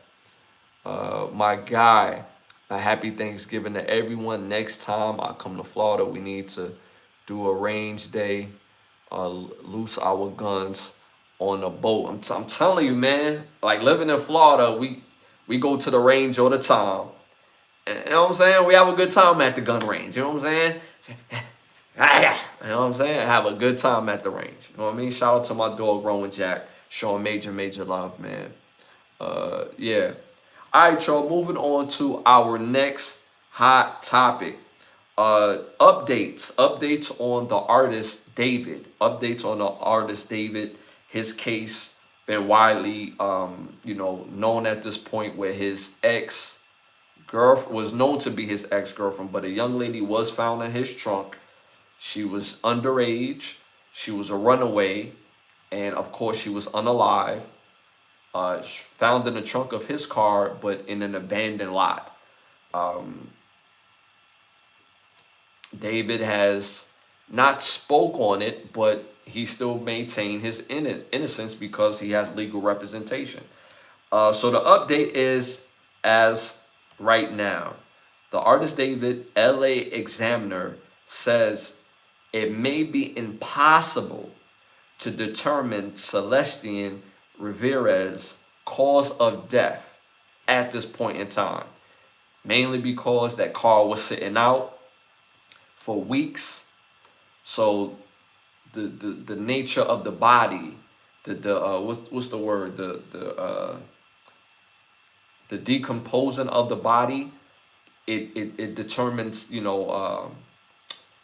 like the death date, like you could tell on how long somebody has been somebody's passed away based on their body, right?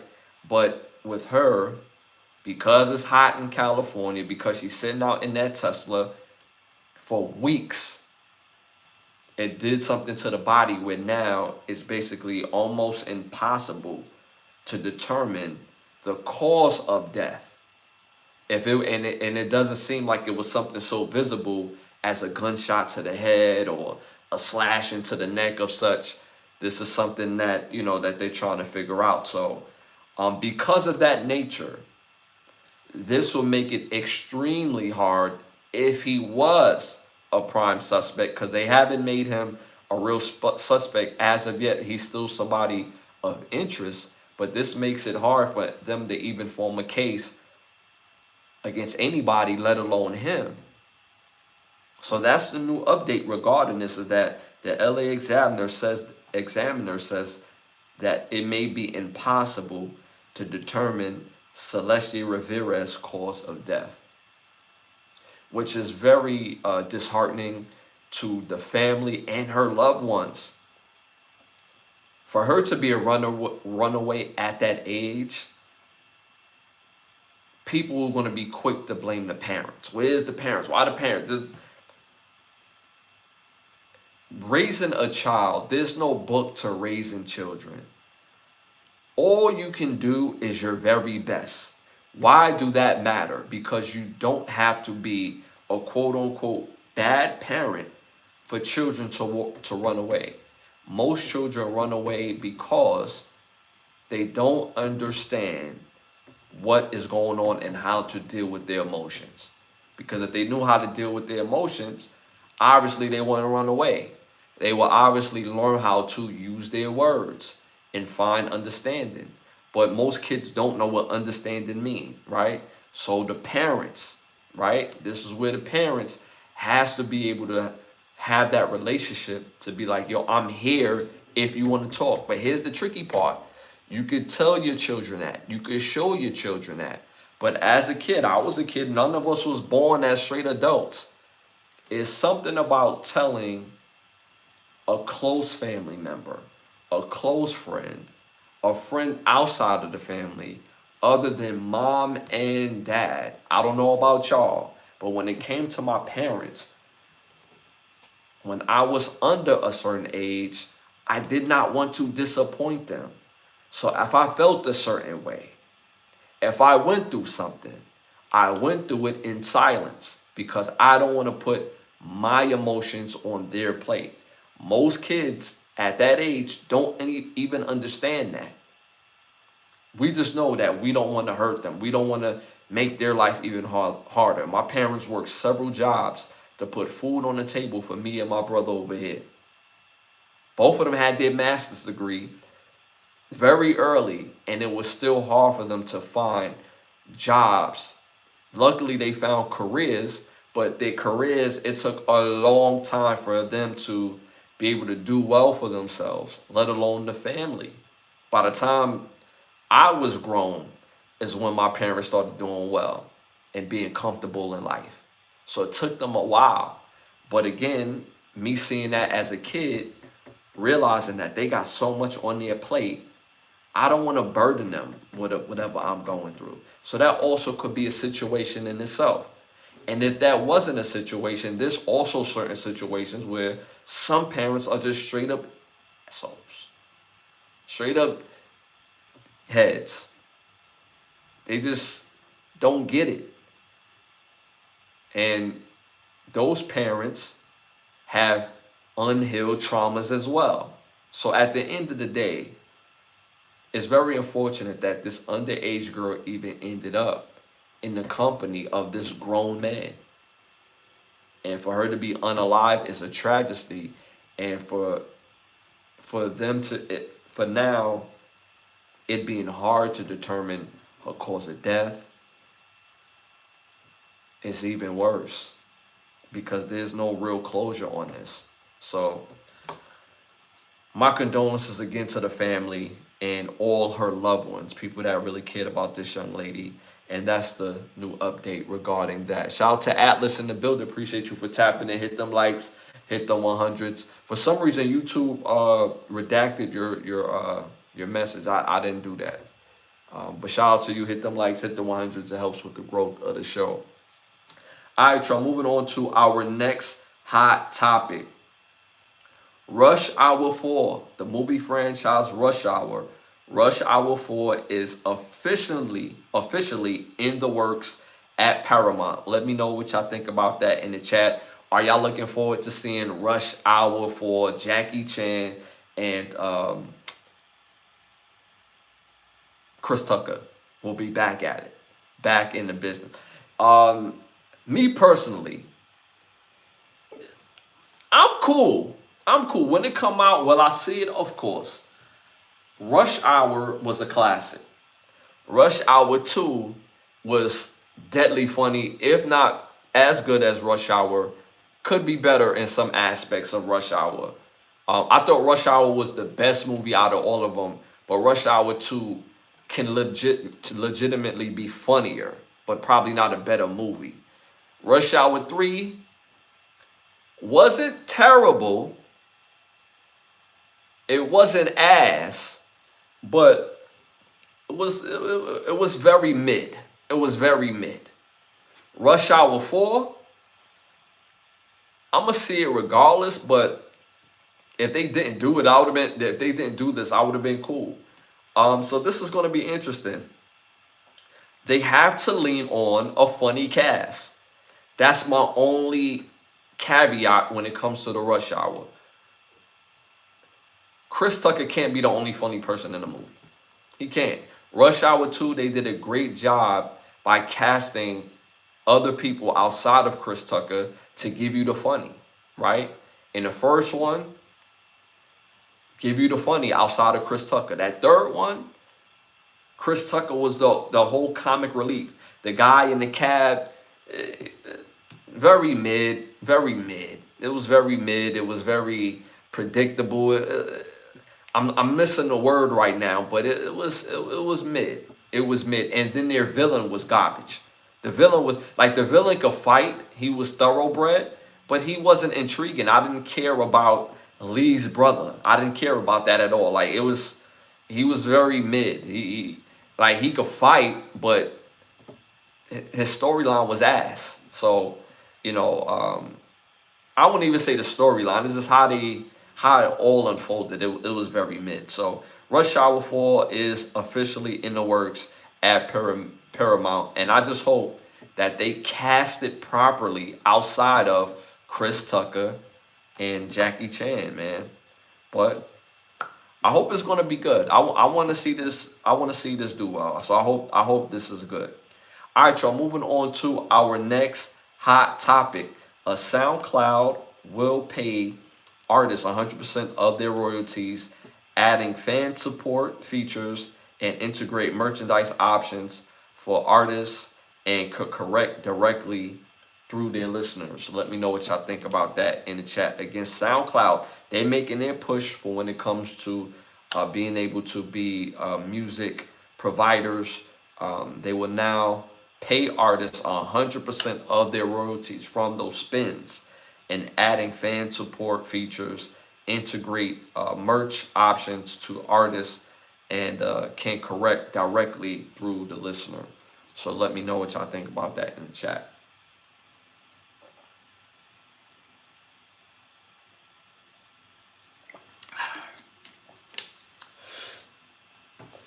Me personally, I love this. I spoke about this last episode.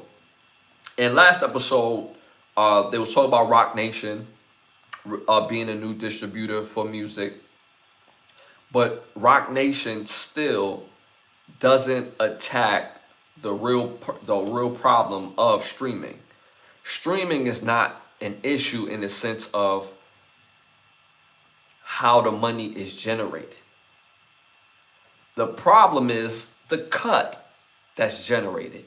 So for example, if us as artists, when we get 1 million streams, the cut that we only get $4,200 on something that we made, the beat, the lyrics, the whole song concept. We had to go to the studio, put that together, story, but all this stuff, and we only receive 4,200 out of 1 million streams. That is terrible.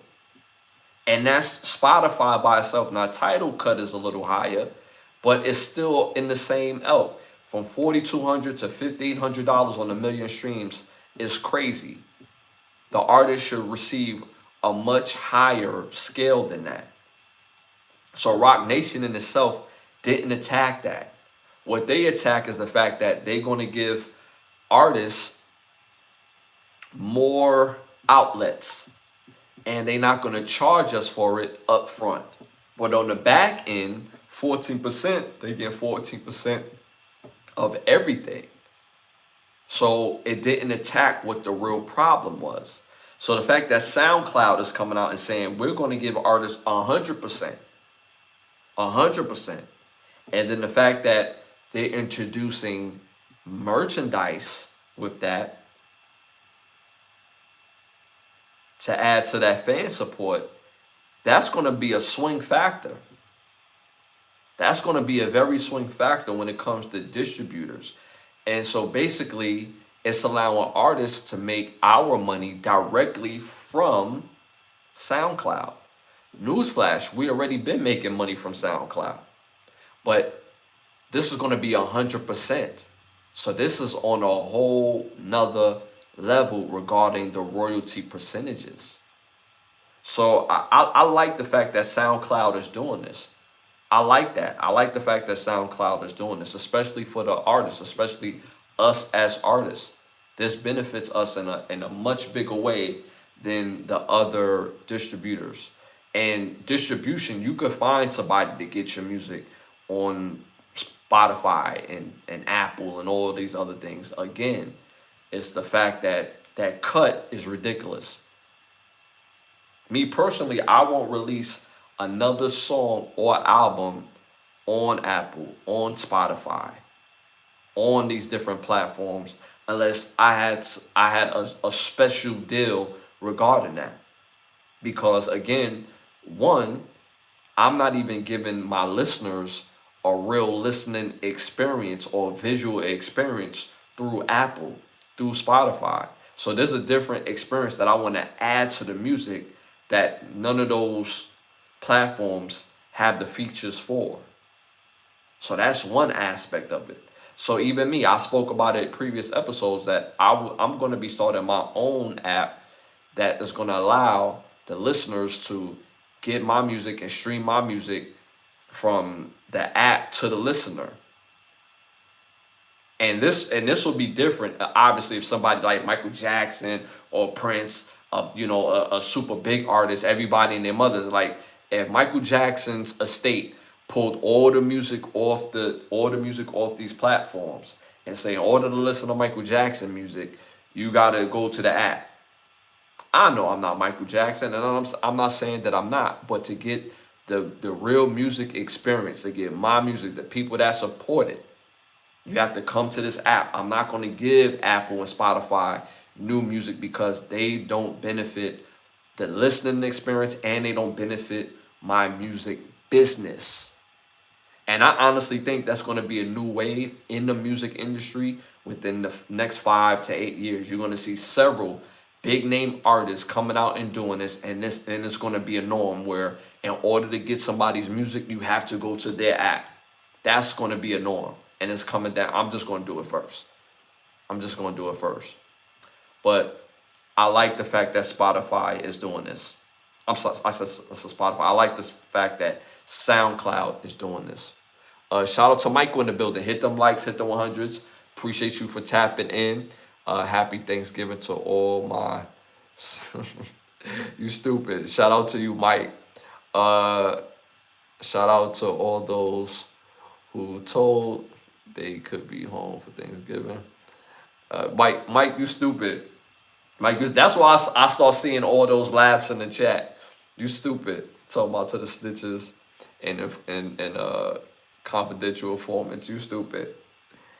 I'm saying, like, them confidential informants is home, dog. You know what I'm saying? Like, they home. You know? But appreciate you for the comments, man. Thanks. Hit them likes, hit them 100s. We appreciate that, man. Thank you. All right, y'all, moving on to our next hot topic. California man was found guilty of unaliving his estranged wife. He dug her body up just to essay her. He dug her body up, corpse, just to essay her. Yeah, brother.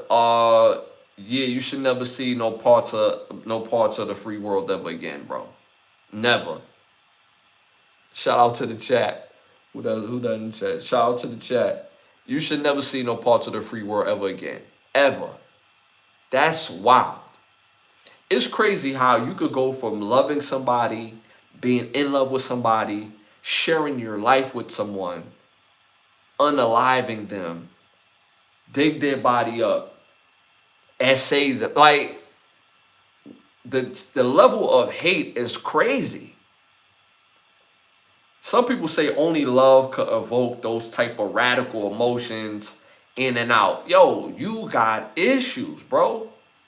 That's wild. Granted, relationships do change. But here's what I learned throughout.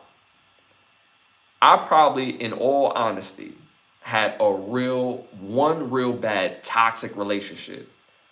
I learned from that one relationship, for the rest of my life, when it get crazy, I can just walk away. I don't have to respond. I don't have to show you up. You do have to respect the kid, but I don't have to do anything else for it. Sometimes people show you who they are and you have to believe it. In both good and bad, and especially in bad, because it's a hard thing to go through, and you've been with somebody and you build with somebody and you say to yourself, damn, maybe this is just the ebbs and flows of a relationship. You've heard grandma, grandpa be together for 30, 40 years, and they say, yeah, some years I didn't even like that nigga. You be like, damn, grandma, like, yo, where the love? Like, yeah, some years I didn't like him. Some years, not a couple of days, some years. So in your mind, when you go through things with people, you think it's just the ebbs and flows of relationships. But to take it this far when you unalive somebody, and mind you, in relationships, things happen at the blink of an eye. Tempers do flare. You hurt the nearest person next to you. So if people that you're laying with and you're building a life with evoke this type of emotion out of you, they basically the masters of your emotions. That's a scary place to be at, and you need to get out. Don't be the person where you have that type of relationship and the commercial comes on. If you and the person that you know are being abused, y'all need to seek help. Y'all need to call the hotline. Don't be that. Don't be that couple. Don't be that guy. Don't be that woman. I'm telling you, it's a wild thing to even be in a situation where you're doing your all, you're doing your best. And if that person is not appreciating it, cool. Don't have to go back and forth, and you don't have to engage in the toxic. Because it's only going to land you in jail, bro. This dude is a whole nother level of sick.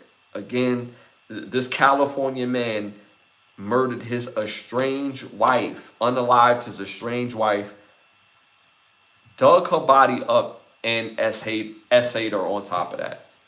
That's a whole nother level of hatred. A shout out to John Wick in the building. Appreciate you for tapping in. My brother, hit them likes, hit the 100s.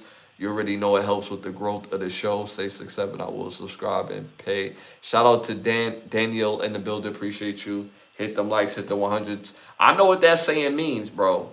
I know what that saying means. If you're gonna show love, but don't play them games, man. I know what that means. All right.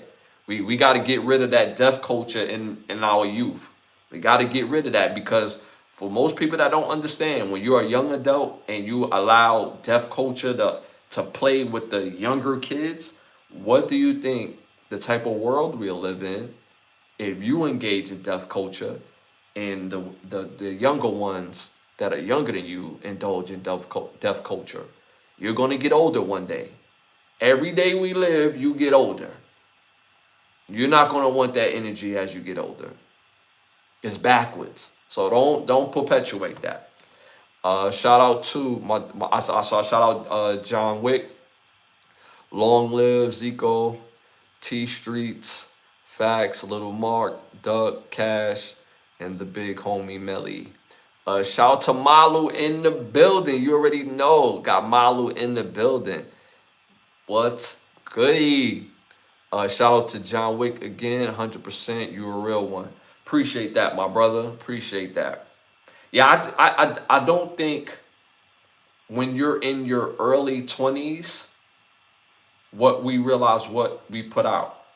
Like I told y'all before, I'm not ashamed of my age. So I can tell y'all with confidence that I'm 41. Yes.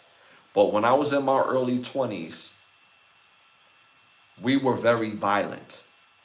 We was very nonchalant with violence. The difference is we understood consequences and we just made choices, bad choices. The thing that we missed the ball on is that our younger brothers, our children was watching. The type of women that we spoke on is the type of women that we have today. And I won't say all, obviously not all women, but the type of younger women that we have today. Over-sexualized, whole culture, not even stripper culture, but whole culture, where when you go to the damn grocery store, you can see her print, the nipples, you see everything, right? And we didn't realize the damage we was doing to our own community, and giving that type of message that allowing that type of ignorance was okay. Knowing that we knew better on top of that.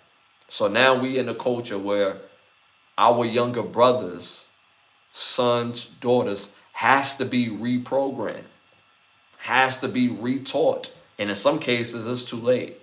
But they have to be retaught because the younger ones is coming up under them. So that's why I don't engage in deaf culture. My music is about life. My energy, personality is about life culture. I don't engage in that. And I've been like this for a while now. And it's mainly because I don't know what it is when you get into like your late 20s, early 30s. It's like a light bulb goes off. And certain things that was important is no longer important, and you start seeing the big picture of the shit, you know? So, shout out to Justin in the building. Appreciate you for tapping in. Hit them likes, hit the 100s. Shout out to John Wick. You got some tracks, man. I got a lot of music. I've had a good career. And I'm working on some new music as we speak too. Well, not as we speak, but you know, I'm working on some new music now. A whole new album. So yeah, if you type in Ashley Lovechild on any music platform, all my albums will pop up. Most people love that Ready to Live, Soundtracks of My Life. I mean, a lot of people love, you know, the music in itself. Everybody loves different albums for different reasons, but those are the two albums I hear the most love on. But yeah, if you're saying anything they believe, want to be jealous, they absolutely brainwash. Just being WLC, WK to the chat. Y'all remember to put, yeah, that's a fact. Get them together, Malu. Malu doing it big, man. Appreciate Malu, man. Thank you for that. But yeah, like again, life culture matters, and it changes our culture and community. Why do you think there's no longer money in the music industry? The music industry, as of right now, basically is ran by tech companies. And these tech companies view music as a placeholder in the algorithm. And because of that, you're seeing the value in the music in itself. So that's why it matters what platforms we put our music on, how they AI in the music, how they doing this and how they doing that, how they giving our music to Facebook, Instagram, without them even cutting a damn check. So these images matter. When we had love in our music, the community, the culture felt different. When we got love, I remember when R&B, I told you about the artist Link, and I recommended him tonight. I talked about him last episode, but I went back to listen to that album, and it's fire front to back, no skips. And I'm like, damn, when did this dude come out? And I hit my boy up like, yo, do you remember the artist Link, R&B artist Link, back in 1998? And he was like, hell no. And I'm like, damn, R. Kelly really had R&B in the chokehold, because, R. Kelly wasn't the only R&B artist out, but you know, we had the, you know, the Genuines, you know, the Avants. It's so many. Tyrese, Usher, Tank. It was so many. Joe, great music. Not to mention, who had that summer? Darnell Jones had that summer crazy. Carl Thomas. We had so many R&Bers at that time. Not to mention the groups 112, Jodeci, Boys to Men. Like, and I've never heard of this artist named Link, and the album front to back is fire. But I say all that to say, there's love in the music. Love in the music. And there used to be a value on the love in the music because it make us feel a certain type of way. There's no love in the music. You can make a direct correlation to why you're seeing less relationships. A direct correlation of why we don't want to have all that lovey-dovey shit, right? It's a direct correlation. When I listened to music back in 1998, and that was probably one of the best years in music. Shout out to one of my favorite groups of all time, Next. And y'all know you know the song, you know, Real Close or Too Close. When that song came on in the 8th grade prom, I went crazy. I had my girl at the time, like, yo, we gotta hit the floor, baby. We gotta get this shit shaking. But the love in the music made me feel a certain type of way. And that's why we don't have that in today's music. That them R&B. R&B is not even like push anymore. It's not.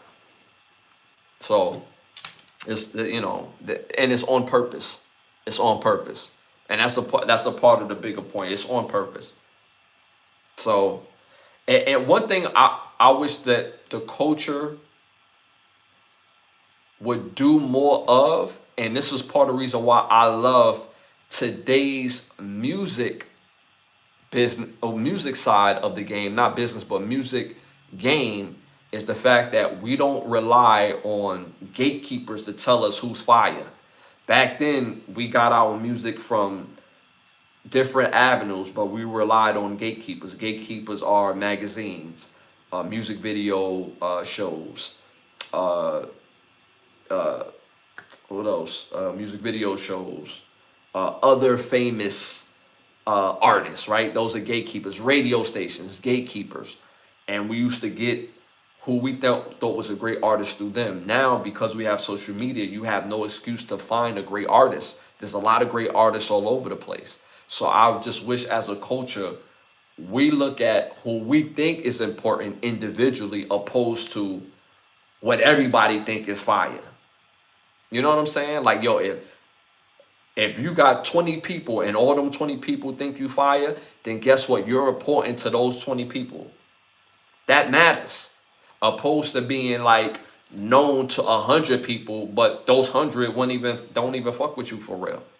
I'd rather get love for the 20 that know me and that's going to show love, opposed to getting introduced to 100 people and they don't show me no love. Maybe one shows some love. Nah, I'm all about love. So that's why I hope that the culture really get engulfed in, because we in the age of information, because we in the age of internet. We determine who's important to us. We determine who's good, and that's individual based, and I love that. So that's what I hope we get to more as a culture. Isley Brothers. Isley Brothers was fire. Isley Brothers, to me, though, I look at Isley Brothers different. Isley Brothers is definitely one of the best groups of all time when you talk about all-time groups. But Isley Brothers is so iconic. People don't realize Isley Brothers been out since like the damn 60s, bro. Since the 60s. We in 2025. And the Isley Brothers name still ring out. Longevity like a motherfucker. And that's what I'm talking about. That's why I don't get certain people who are famous and they get in a public eye and they say, oh, this is such and such. Like, yeah, I've never heard of him. I don't know who that is. To me, that's just such a cop-out, because if you're a part of the culture, you know who this person is. When you grow up in a certain household, you know who our stars is. You know who our stars is. So it's crazy when people become famous, they act like, or they don't know, and it's not a good look for the culture when you don't know somebody important like the Isleys. I know who the Isleys is, and they not in my era. I'm 41 years old. The Isleys was grown-ass men in the 60s. Grown-ass men in the 60s, bro. And I know their music. I know Ray Charles' music. I'm not in Ray. That's not my era. You feel me? Like, but I know the music. I know who he is. I know how important he is to the culture. I know who James Brown is. Believe it or not, every artist that came out after James Brown has James Brown in their music or in their style somewhere. It all comes from James Brown. Even Michael Jackson comes from James Brown. So we got to know who these people are. Stevie Wonder, again, imagine 10 years from now, a new producer get hot. He gets hot. He doing all the fire shit.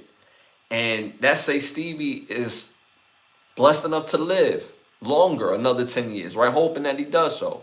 And, he shakes his hand, he keep walking, and then the chat be like, yo, that was Stevie Wonder. And he be like, who was that? Stevie, I don't know who that is. How do you do music and you're a producer and you don't know who Stevie Wonder is in any era? You see what I'm saying? So we have to make sure that ours is important. So I'm just big on that. Womack and Womack with Teardrops was amazing number. Talking about Bobby Womack? Oh no, Womack and Womack. Okay. Hi Nikki.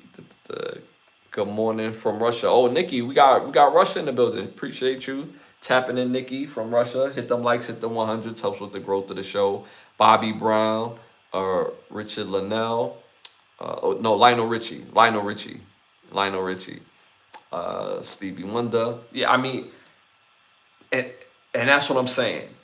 We know who's important. Like Anita Baker. I love Anita Baker. I love her music. I ain't gonna hold you. If I was in Anita Baker era, meaning like if I was a grown man when she was a young lady, I would have had Anita Baker like this, like yo, you know what I'm saying? What's up, boo? Like that would have been my boo. You know what I'm saying? That would have been mine. She would have been my wife. Like she was so gorgeous to me. Vocals, just oh my God, right? But she's not of my era. But I know who she is. I respect her lineage. I respect the fact that the contribution that she's given to music. Bobby Brown, another one. Not my era, but I respect his contribution. I knew Bobby Brown more so of Bobby Brown and not of New Edition. I didn't know New Edition was a group until I was probably like 15. And I'm like, look, and I knew who New Edition was, but I didn't know Bobby Brown was in New Edition. I never even equivalated that. But I knew BBD. I knew BBD. I knew Bobby Brown. I knew who Ralph Tresvant was. I knew who Johnny Gill was, and all of these guys had hit records back to back to back alone. And then when I went back, everybody, could it be love? I. But it's important for me to know that. You see what I'm saying? So, oh my God, voice is legendary. Barry White, yeah, come on, Barry White, of course. Barry White, do the work that you don't got to do, fellas. Put that Barry on. You put Batty. You put Barry or Teddy Pendergrass on. It does the work. And mind you, these dudes are not in our era. This is 70s, 80s. And the vocals are still transcendent. They do the work for you. Panties just wet. Like, girl, get in the shower before I get that. Like, your drawers are so, girl, like, baby. So that's a lot of wetness going on. I like it wet, but, like, damn, you know what I'm saying? Like, it's crazy. You know what I'm saying? It's a lot of wetness going on. You know what I mean? And Teddy Pendergrass, he used to do shows for ladies only. And ladies was in there like just under pressure. And they was looking at Teddy singing his heart out. And when you look in the stands, all the women is like this. They looking for the eye contact from Teddy, like, Teddy, look over here. Like, I'm letting you know, hit that note, hit these draws. That's how Teddy Pendergrass concerts used to be. Transcendent. Hey, yo, bro, if you should be legal to be. Shout out to Rocky. Thank you for the compliment, my brother. But, pause. You know what I mean? Cool. Shout out to Malo, absolutely 100%. They take the snippets and make the song trash. Facts. A lot of these are butt naked dookie trash. Yeah, a lot of them. That was the main reason why I couldn't get into Tory Lanez music in the beginning. Even though Tory Lanez made good music, every song was a sample. It was like, yo, bro, can I get an original something beat from you? You know what I'm saying? And his version of it would be cool, but it didn't complement the sample. But it will be cool though. You know what I'm saying? He didn't make terrible music. He actually made a lot of good music. It's just it took me a minute to like even really listen to the music if it wasn't like original bass for me with Tory Lanez, because almost every song was a sample. But I understand why he used the sampling. Rocky, it's all cool. Yeah, so again, we have to dictate who's important in our culture. All right, so moving on to our next hot topic. I want to say, because even though I don't celebrate Thanksgiving, I don't. I don't celebrate no holidays. I just believe that it's all man-made. But I respect the holidays because it brings people together. It brings the family together, which is the most important part. Having a sense of community is not only life-changing, but is needed for the soul.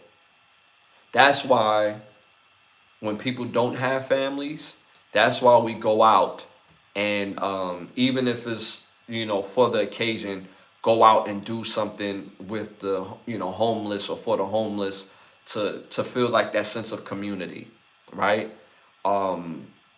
Because I understand even during this time,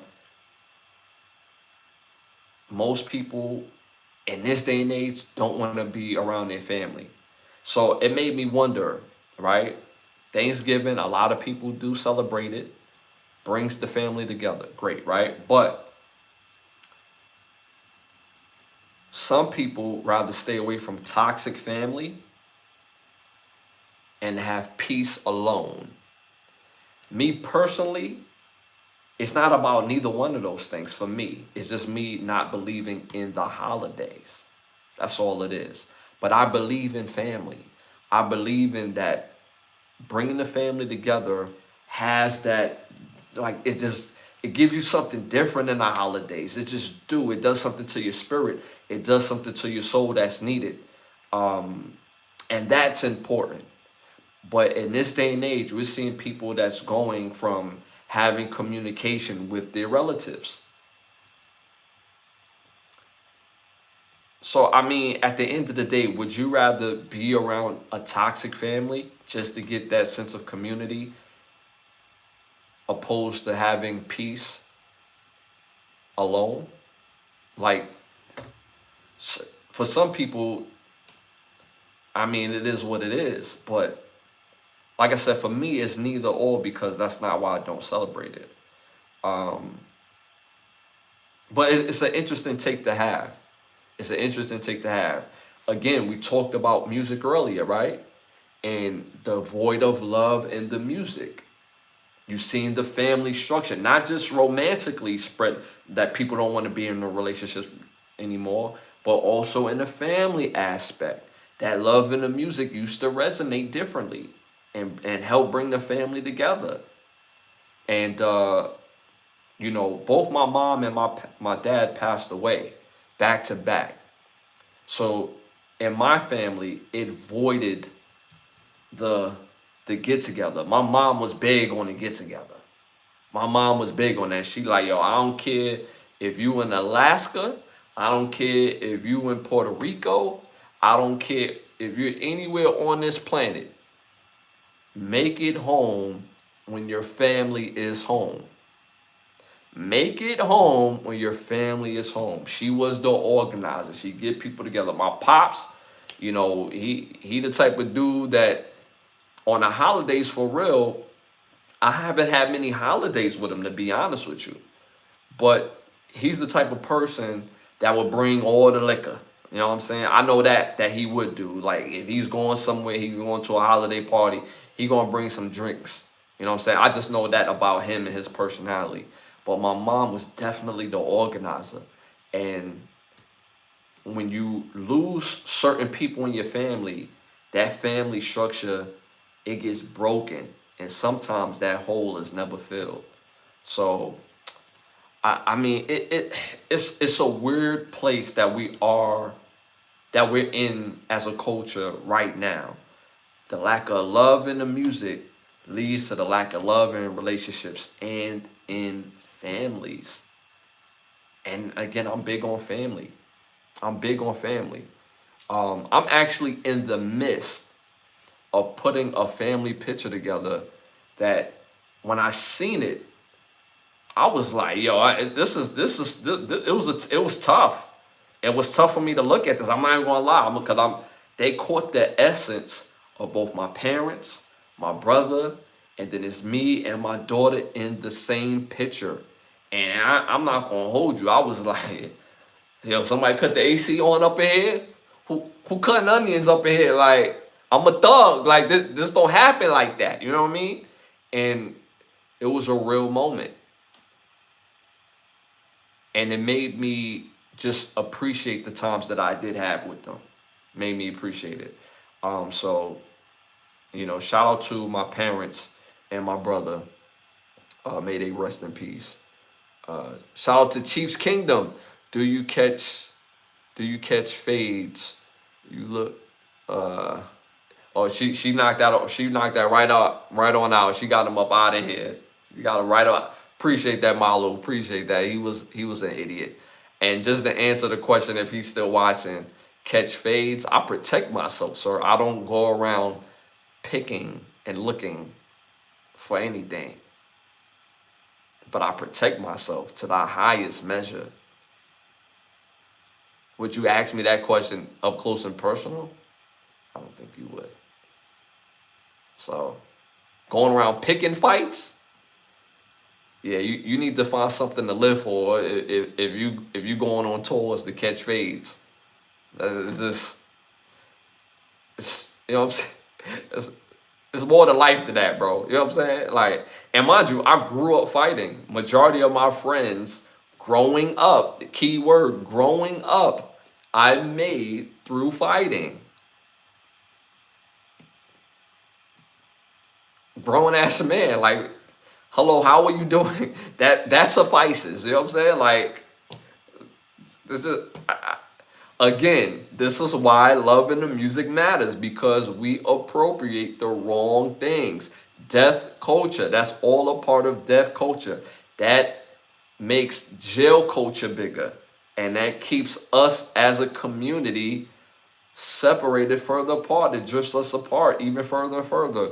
When we are telekinetic as a community, nobody can tell me a cultured person and another cultured person, we have communication without even saying a word. When something weird happens, we can look at each other, have a whole conversation with the eyes in our mind, like, yeah, I'm about to run left, you gonna run right. And we said that without even saying it. So again, these type of things just bring us further apart. Just weird. All right, y'all, moving on to my next hot topic. If you haven't seen, y'all better get up on this damn series. It's such a good series. Welcome to Dairy, episode 5 just dropped. If you haven't seen it, if you don't know Stephen King's It, obviously the old school show back in the 90s was one of the most scariest things I seen as a kid. When I first seen It back in the 90s, I seen that movie series one time. Just once. I was cool. Just once. I didn't watch it again until like in my mid-20s. One time I was cool. Scared the hell out of me. On my rewatch in my 20s, very good. Tim Curry, excellent It. Then they bring out the movies. Chapter 1, Chapter 2, good movies. Not great, but good. They were good, right? 1 was probably better than 2, but good movies. Now they have Welcome to Dairy. Welcome to Dairy. This is different. This is different.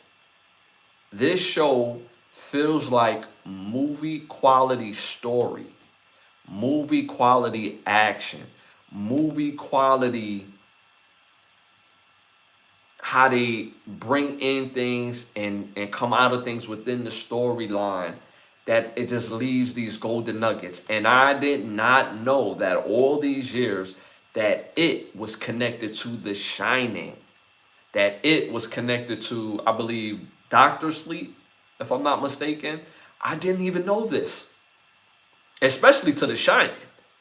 And watching The Shining, now The Shining makes sense. Because all these years, The Shining never made sense to me. It's like, yo, why are they just going crazy?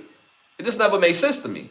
Now watching it, then watching The Shining makes sense because The Shining came out before it. So now it makes sense. So Welcome to Derry is, they putting in order adobo,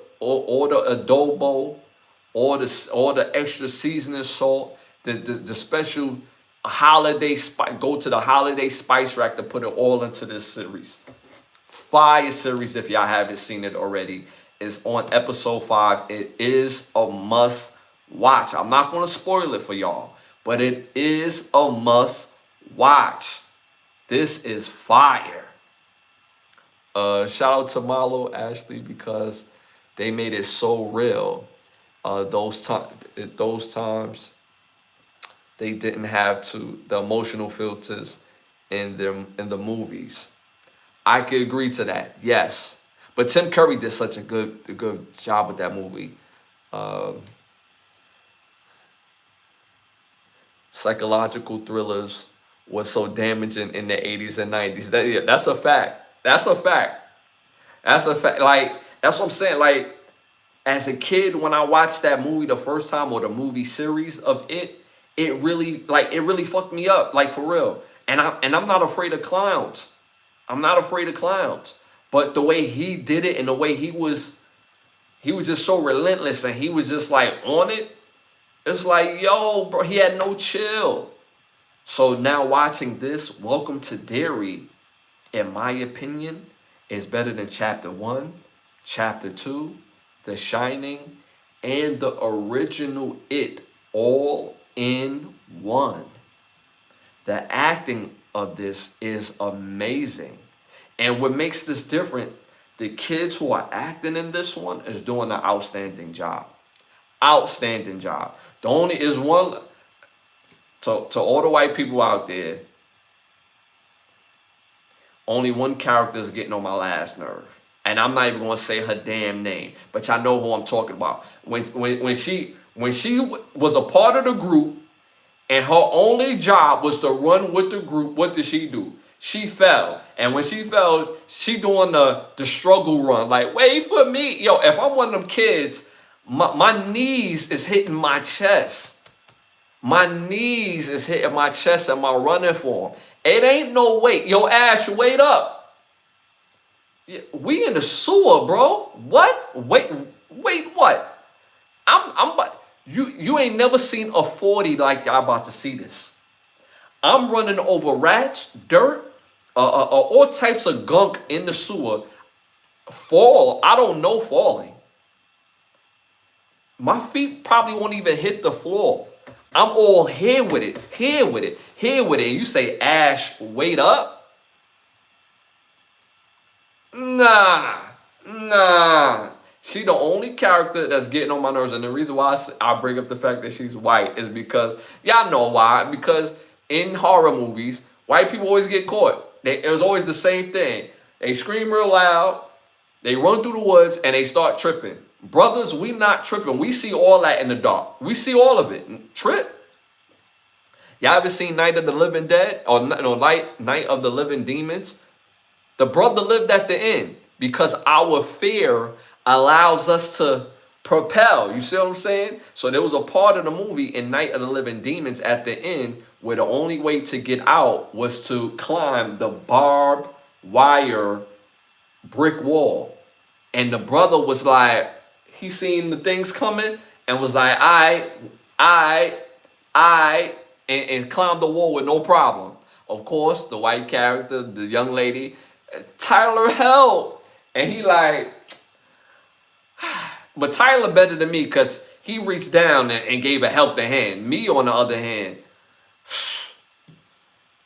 some lambs is made for slaughter. And it wasn't because she's white. It's just like, you baby girl, like, it's, You don't got it together. You either be up here with me or you get left behind. Some lambs is made for slaughter. Old Tyler reached back, he picked her up, and they got away. But had that been on Ash, don't depend on me for your survival in that. You know what I'm saying? We got it. Nah. So make sure y'all go tap in to see the new series, Welcome to Derry. It is absolutely fire. The way they leave the nuggets from each episode, the action has been perfect. Some people been complaining about the CGI. I can't stand CGI people. People that's so tech savvy when it comes to movies, and they talk about the reviews. They're like, oh, the CGI was off. No, the hell it was, because it scared the hell out of me. And it got off what it needed to get off. That's the whole purpose of CGI, is just to get off what it needs to get off. That's it. Oh, now the CGI threw me. Get out of here. It's fire. Flawless series. I would give it a 9.8 so far within the first 5 episodes.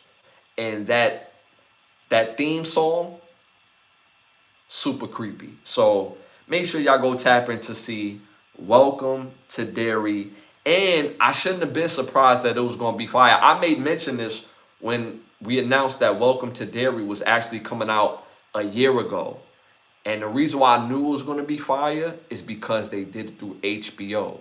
And if y'all know HBO and their track record of doing series, HBO always get it right.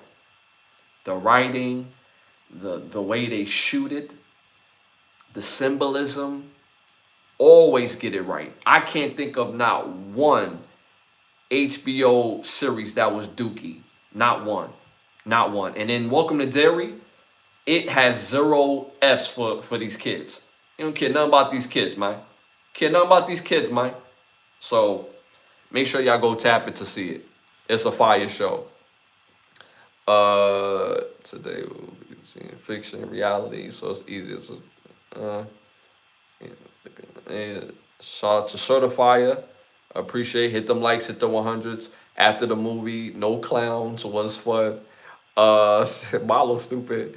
It was good, but it wasn't Pamela Anderson to had that role. Oh my God. Who's there? That was one creepy.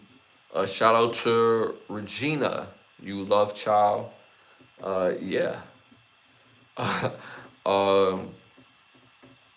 Shout out to Zay. I'll take a good writing with bad CGI versus the other way around. Facts.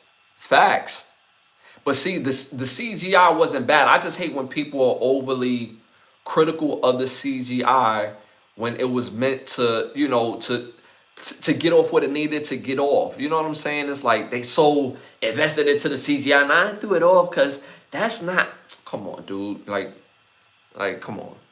So I agree with you. I agree with you, Zay. Give me a good, ain't nothing like a good script. Shout out to Lav. Are you related to Mike Epps? No, not that I know of. You know what I'm saying? Shout out to Zay. Even The Last of Us show was solid, and video game movie normally suck. HBO was solid.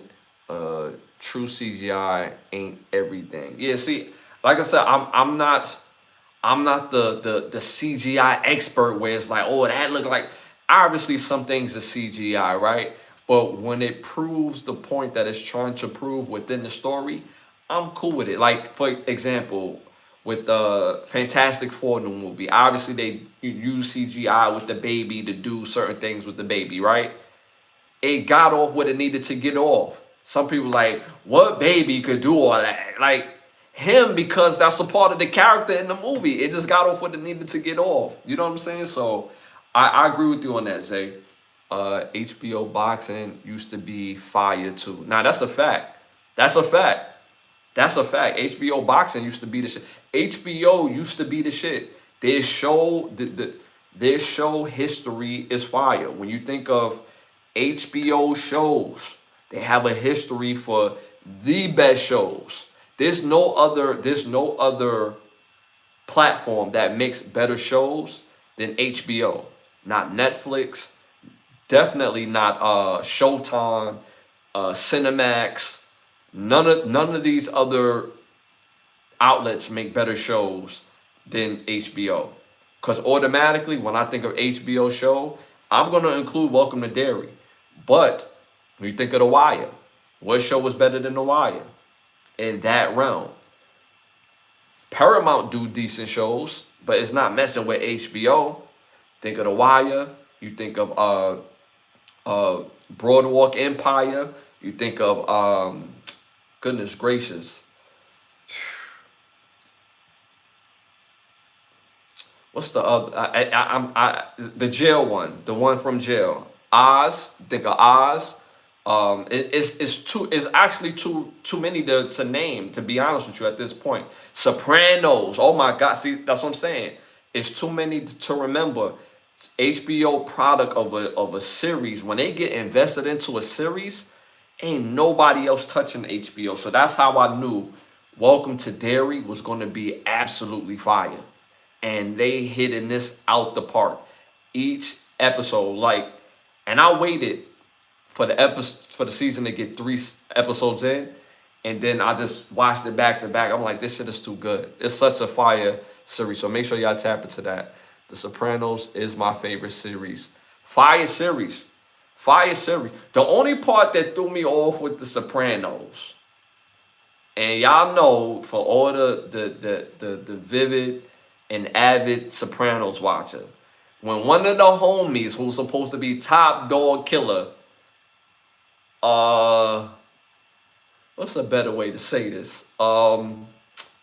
He indulged in same-sex activities, and that threw it like, yo, whoa. I thought he was a murderer, bro. Huh? You know what I'm saying? And they just threw that in there. Like, whoa. Like, yo, what we doing? You know what I'm saying? Mind you, Love Country Craft. Love Country Craft was fire, but it was only on for 1 season. It's too many to name. Westworld. What's another one? Watchmen was fire. Damn, it's a few of them that is escaping my brain off the top of my head, but fire. Vito. Yeah, Vito.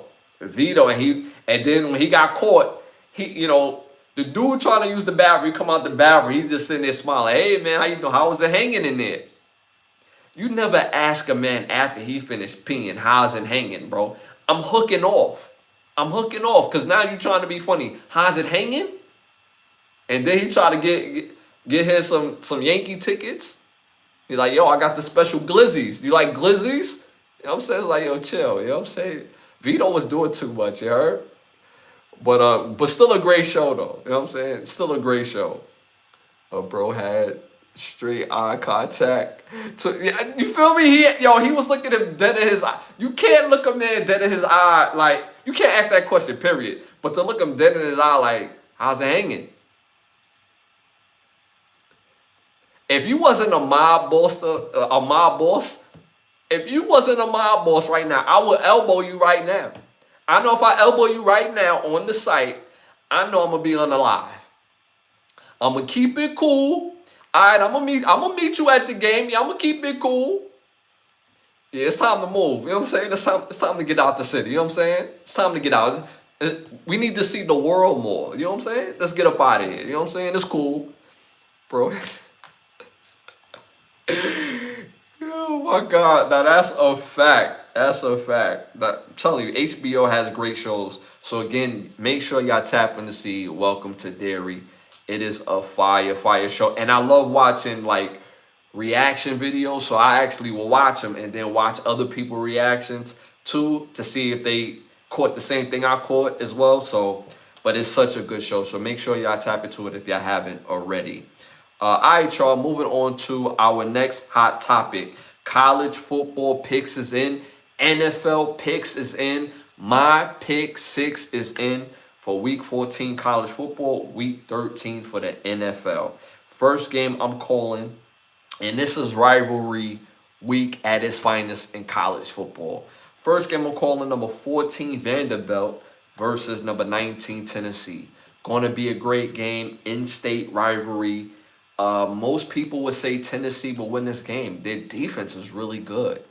But I have to go with the Vols. I have to go with Tennessee to win this game. I think Tennessee will.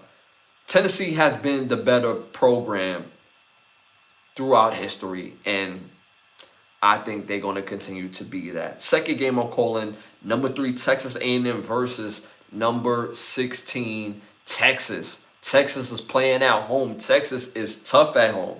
Arch Manning is playing better. He still should stay another year in college. But he is playing better. Texas is playing better. But Texas A&M, if you haven't watched them this year, they're scary good. They're a team that's going to be competing for a national championship. So I have Texas A&M going into Austin and beating Texas. Next game I'm calling, number 25, Arizona going to number 20, Arizona State. Arizona State looked good against Colorado last week.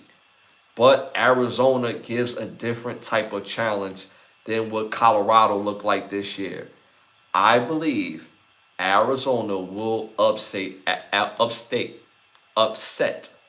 Arizona State this week. So I have Arizona winning this game.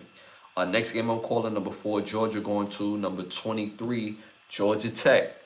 Good teams, good game, but Georgia is going to beat Georgia Tech. Georgia Tech just lost to Pitt and had no business losing to Pitt. So if they struggle with Pitt, you're going to have a time with Georgia. So I got Georgia winning this game. Next game I'm calling, number 12, Miami versus number 22, Pitt. Pitt is looking good. They looked good last week, and they've been trying to find their way. So I would not be surprised if they upset Miami. But I have to go with Miami. Miami has more on the line.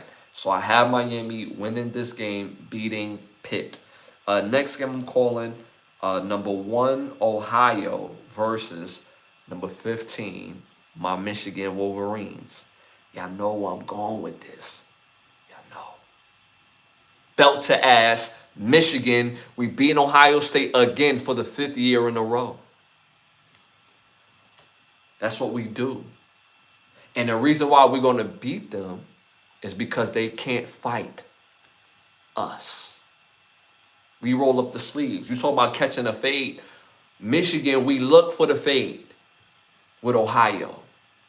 We look for it. We relish in it. Mind you, Ohio State has been the number 1 team in the past 4 or 5 years. They've always been great. What do Michigan do? We bust that ass. And we're going to continue to bust that ass. I got my Michigan in an upset. We're winning this game. So that's my pick 6 for college football, again, for week 14. So, again, I got Tennessee beating Vanderbilt, Texas A&M beating Texas, Arizona upsetting Arizona State, Georgia beating Georgia Tech, Miami in a close win beating Pitt, and I'm going with Michigan for the upset beating Ohio. What's a Buckeye anyway? Just a nut? A nut? Whack ass name. It's beef. I've been on beef. I've been on beef mode all week because of Ohio. Beef mode all week. All right, so my pick 6 for the NFL week 13. First game I'm calling, Vikings versus the Seahawks. I got the Seahawks winning this game. The Seahawks look really good. They look playoff bound, and they look head and shoulders better than the Vikings. So I got the Seahawks beating the Vikings. Next game I'm calling, Lions versus the Packers. This is going to be a close game. I would not be surprised if the Packers won this game. But again, Jordan Love has yet to show me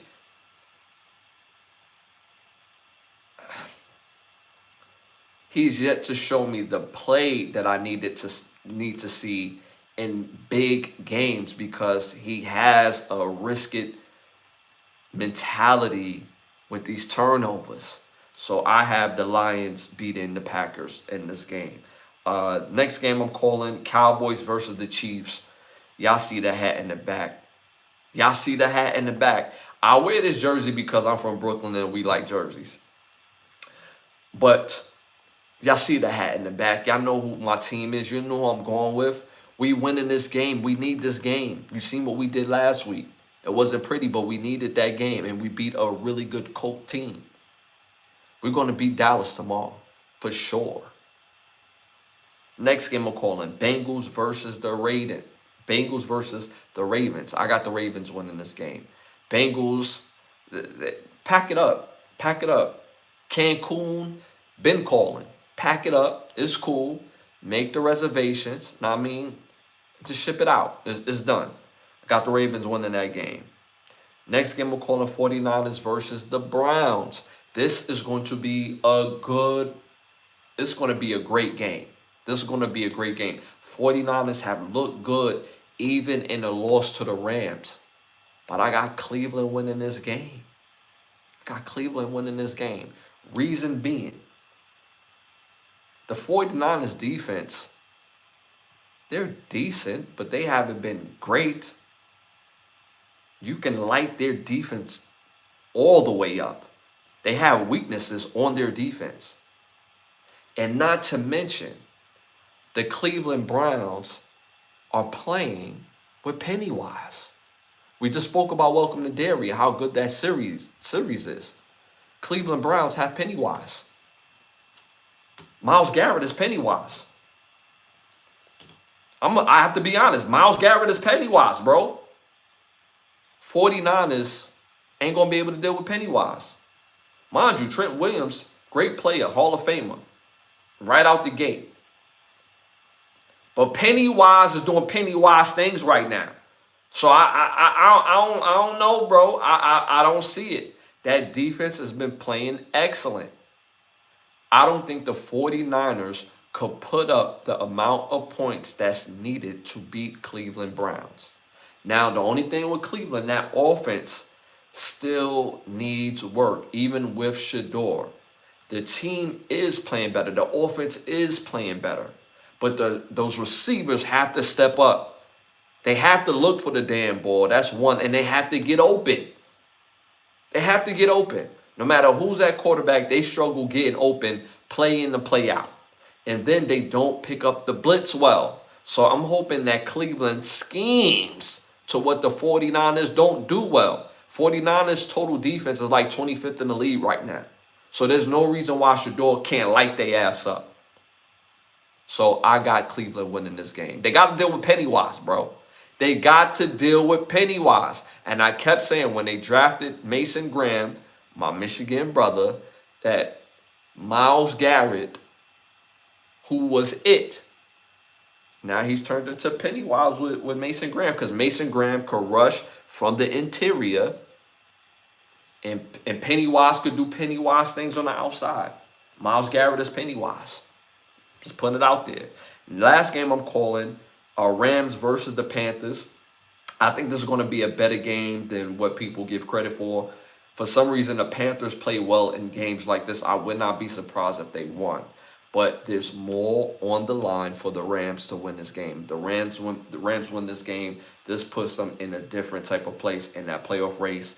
And I have the Rams beating the Panthers. So again, I have the Seahawks beating the Vikings, the Lions beating the Packers, Chiefs beating the Cowboys, Ravens beating the Bengals, Browns beating the 49ers, and the Rams beating the Panthers. And that's my pick 6 for the NFL Week 13. Shout out to Malu. Shout out to Old Sands in the building. Appreciate you tapping in. Does something this week. Do Max. I don't know what that is, bro. Shout out to P. Smith in the building. Hit them likes. Hit them 100s.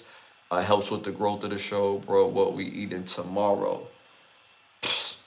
A brother like me gonna have some vegetables. You know what I'm saying? Some vegetable and a fish sandwich. You know what I'm saying? That's what I'm having. That's what I'm having. I don't celebrate Thanksgiving, but Thanksgiving does bring the family together. but I don't celebrate it though. I don't celebrate any holiday because of the history of it. So and celebrate the history of all holidays. So, but I'm glad families are getting together though tomorrow. I love that. Shout out to Ike Love, beating a trash Raiders team and potentially beating an injured Niners team doesn't make the Browns good if you can't tell. I'm from the Bay. It doesn't make what you say right either, bro. But I feel you. You know what I'm saying? I feel you. That's one thing I love about sports fans. Whatever team that you're the fan of, like logic, you don't care about none of that. It's all heart, baby. It's all in the fandom. You know what I'm saying? It's all in the fandom. It ain't about the logic. Cause logically, at the end of the day, it doesn't matter because at the end of the year, when they tally up those wins and them losses, most people ain't gonna say, well, in week 6, this person was hurt. In week 7, you know what I'm saying? But you can't say that either because the 49ers just won their game. So you can't give excuse for losing when you don't give that same excuse for winning. So, but I feel you though. You know what I'm saying? I bangs with you, Ike Love. Pause. I bangs with you, but you know what I'm saying? Can't throw logic out the window, bro. You know what I'm saying? It doesn't negate the fact that the Browns has a top tier defense. And they got Pennywise. I'm calling Myles Garrett Pennywise from here on out. I'm dead serious. Can you agree to disagree? I can't sleep. It's impossible. Shout out to Michael in the building. Appreciate you for tapping in. Hit them likes. Hit the 100s. Michael Morby, not satisfied. You should work on things. Once in a year, feel go sleep like a baby. Yeah, like when it comes to sports, it is what it is. Your team is your team, and you ride out. And that's why some sports fans get mad at me when I talk about their franchise. I'm not saying you are, Ike, but I'm saying when I talk about their franchise because I talk from a place of history and logic and what we see. And this is why, again, I say sports is not realmed in talent because most of these franchises don't give a F about winning. They don't care. They never cared. They've been around all these years. How many times they've been a winning franchise? Here and there, right? They don't care about winning like that. They don't care. Patriots, they care about winning. They care. Chiefs, we care about winning. In our history, we just had a lot of injuries. For some reason, every time we put our money into players, it was just a lot of injuries, right? But we care about winning.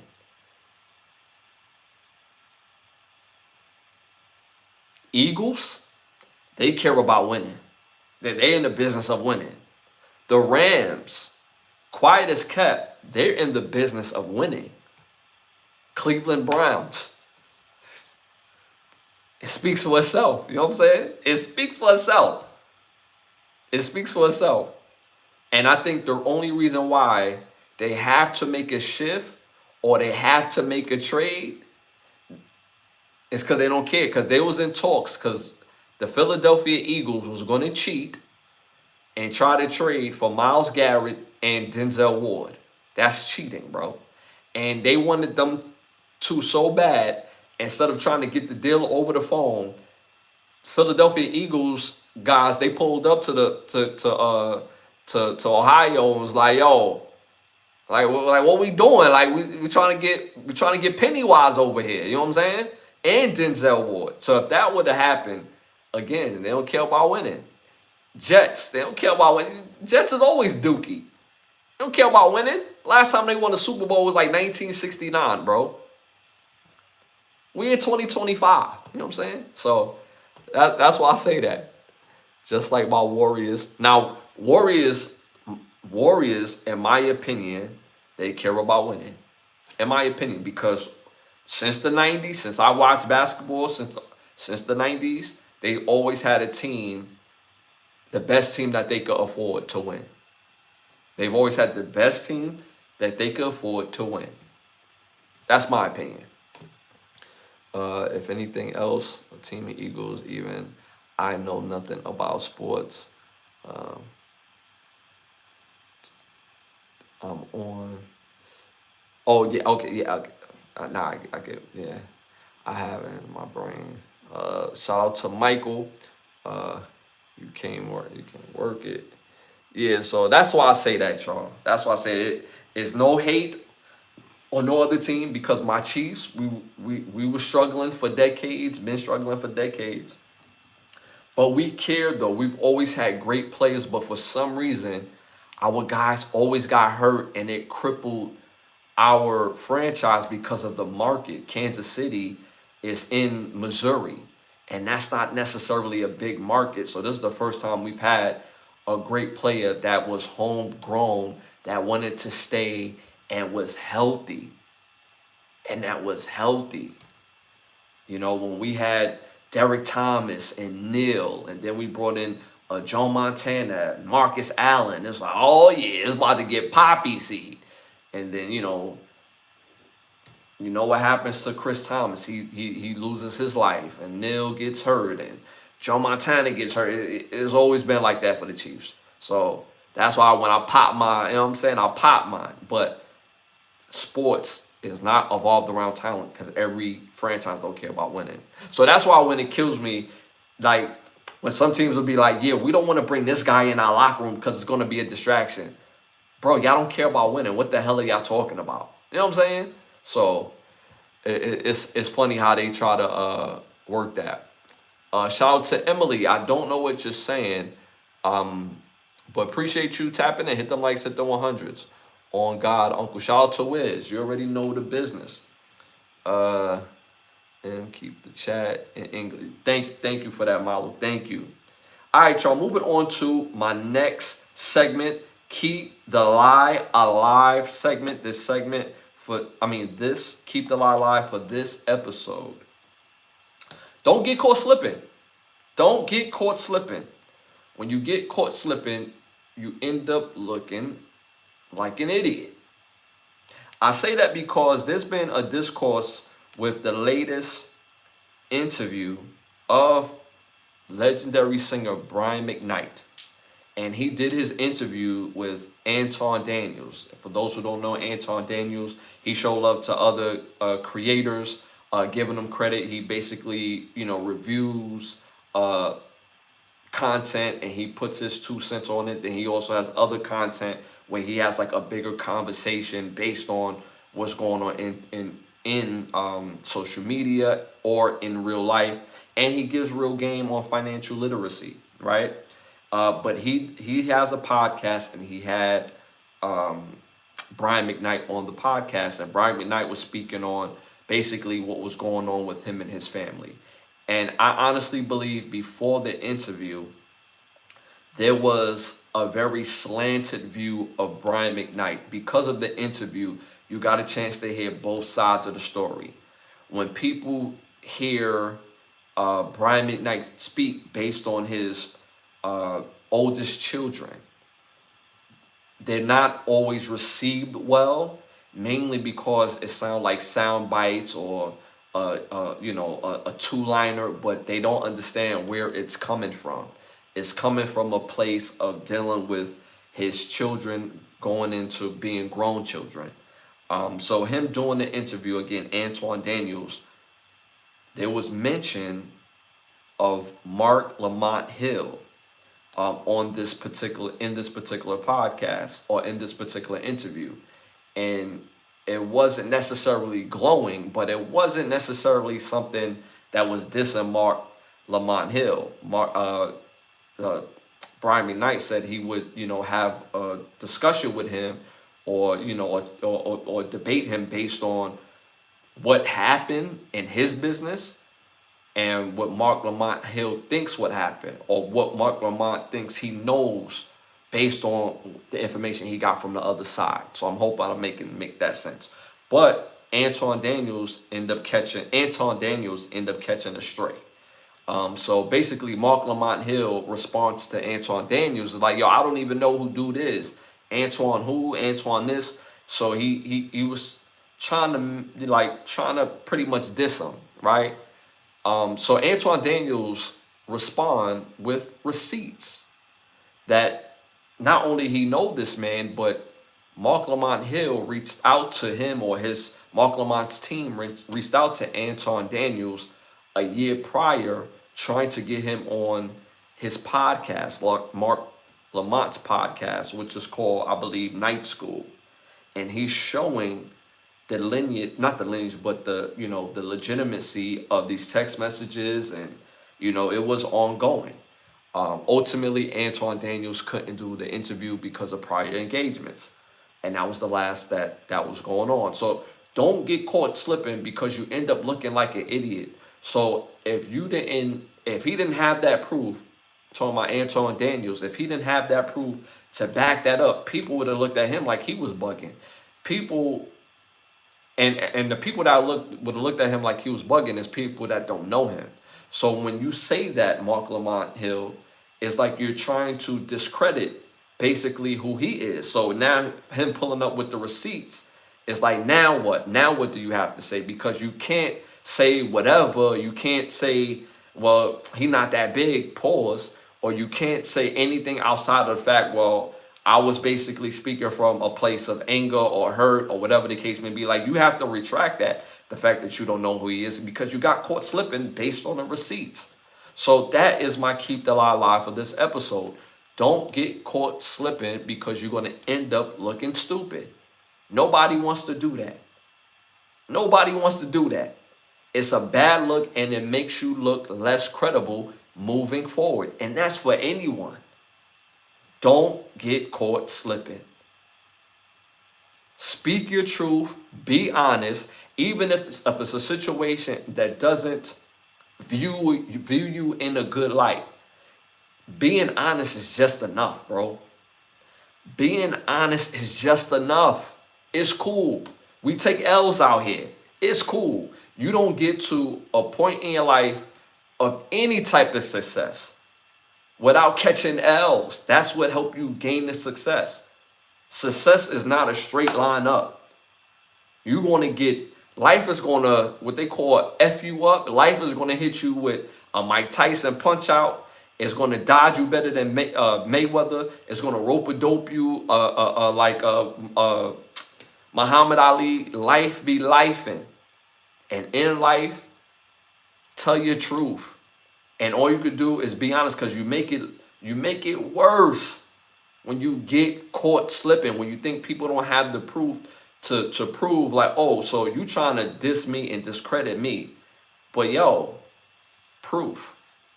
And that's for anybody. I'm just using that as an example. Don't get caught slipping.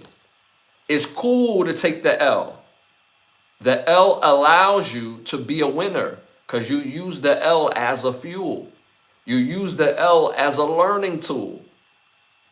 It's cool. So that's my Keep the Lie Alive for this episode. Don't get caught slipping. Shout out to Malu. Keep the lie alive. Yes, absolutely. Don't get caught slipping because it will make you look stupid. That is a fact, Malu. Being honest is everything. And mind you, and when I say being honest, everybody don't deserve your honesty. Everybody don't. It is what it is. But when you're honest about things and your truth and your things and being honest with the people that it matters, you avoid looking like an idiot.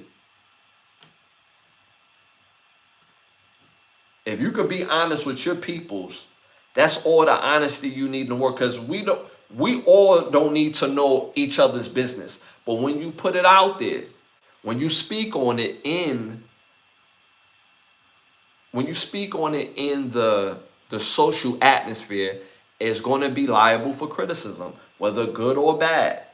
And then again, most people try to diss because that's just the age of social media. People will get in the comments and diss you or whatever, instead of really receiving what you're saying and formulating a logic response. So that's just a part of it. But again, you can avoid all that just by being honest. My father told me something I'll never forget. Being quiet is not lying. I love that. If you say you don't want to answer, it's not a lie. I love that. That's a fact. Your silence is not a lie. Your silence is silent. Some people say, well, the silence is deafening. That means it's true. No. It speaks on to what I spoke about earlier. You avoid the toxic and the crash out. Protecting energy. Gotta be logic, people. Gotta be logic. So that's my Keep the Lie Live for this episode, man. I want to thank y'all for tuning and tapping in. I am Ashley Lovechild. Can the Brothers Get a Rap podcast? Episode 215. Thank you again for tuning and tapping in. Shout out to the chat. Shout out to Malu for holding it down as the mod, doing the damn thing. Shout out to Rowan Jack. He gifted about 5 people some memberships. Also, shout out to Rowan Jack for having his membership for over 15 months. And there's quite a few of you that have had y'all memberships for almost a year. So shout out to y'all for showing major love to the show. I appreciate you. It helps with the growth of the show that y'all tune and tap in every Wednesday, every Sunday at 10:30. I have such a passion for this, and I thank y'all for engaging and tuning in with me. Shout out to the sponsors of the show, Button Snaps and OUV Records. If you're interested in becoming one of the sponsors of the show, hit me on Instagram at Ashley Lovechild. The presenting sponsor of this podcast, which is Button Snaps. Again, you get the finest of movies, shows, documentaries, and original content for your viewer pleasure of $4.99. Again, that's Button Snaps. That's the word button, hyphenated sign, and the word snaps.com. Again, that's the word button, hyphenated sign, and the word snaps.com. It's also in the chat. In the chat, so make sure y'all tap into that. Again, don't forget that them likes, hit the 100s. It helps with the growth of the show. We on the road to 20,000 subscribers. We a little over 12,000. That's big time. I love that, and the show continues to grow because I'm seeing more and more people comment on the videos. Y'all commenting on these videos. I got over 600 rewatchable videos on playlists that you could tune and tap into, and y'all been commenting and engaging and showing that love. So don't stop and continue to, do the damn thing with me. Also working on some new music, but also more importantly, working on a better way to get it to you, to give you a better listener's experience, to give you a better idea of what was the meaning and the background of the music that I have coming. So be on the lookout for that as well. Also, don't be an agent of chaos. Don't be an agent of chaos. Don't be a stain. Don't stand out for being negative. Stand out for being positive. The only op we recognize over here is opportunity. We celebrate life culture. Hate has a location, but it's not here. So always give love, light, and energy, even when you're being logic, even when you're being honest, and even when it's in difference of someone else. Love is the only way. I'm going to see y'all this Sunday at 10:30. Y'all already know. It's love. And I'll see y'all this Sunday. I'm out.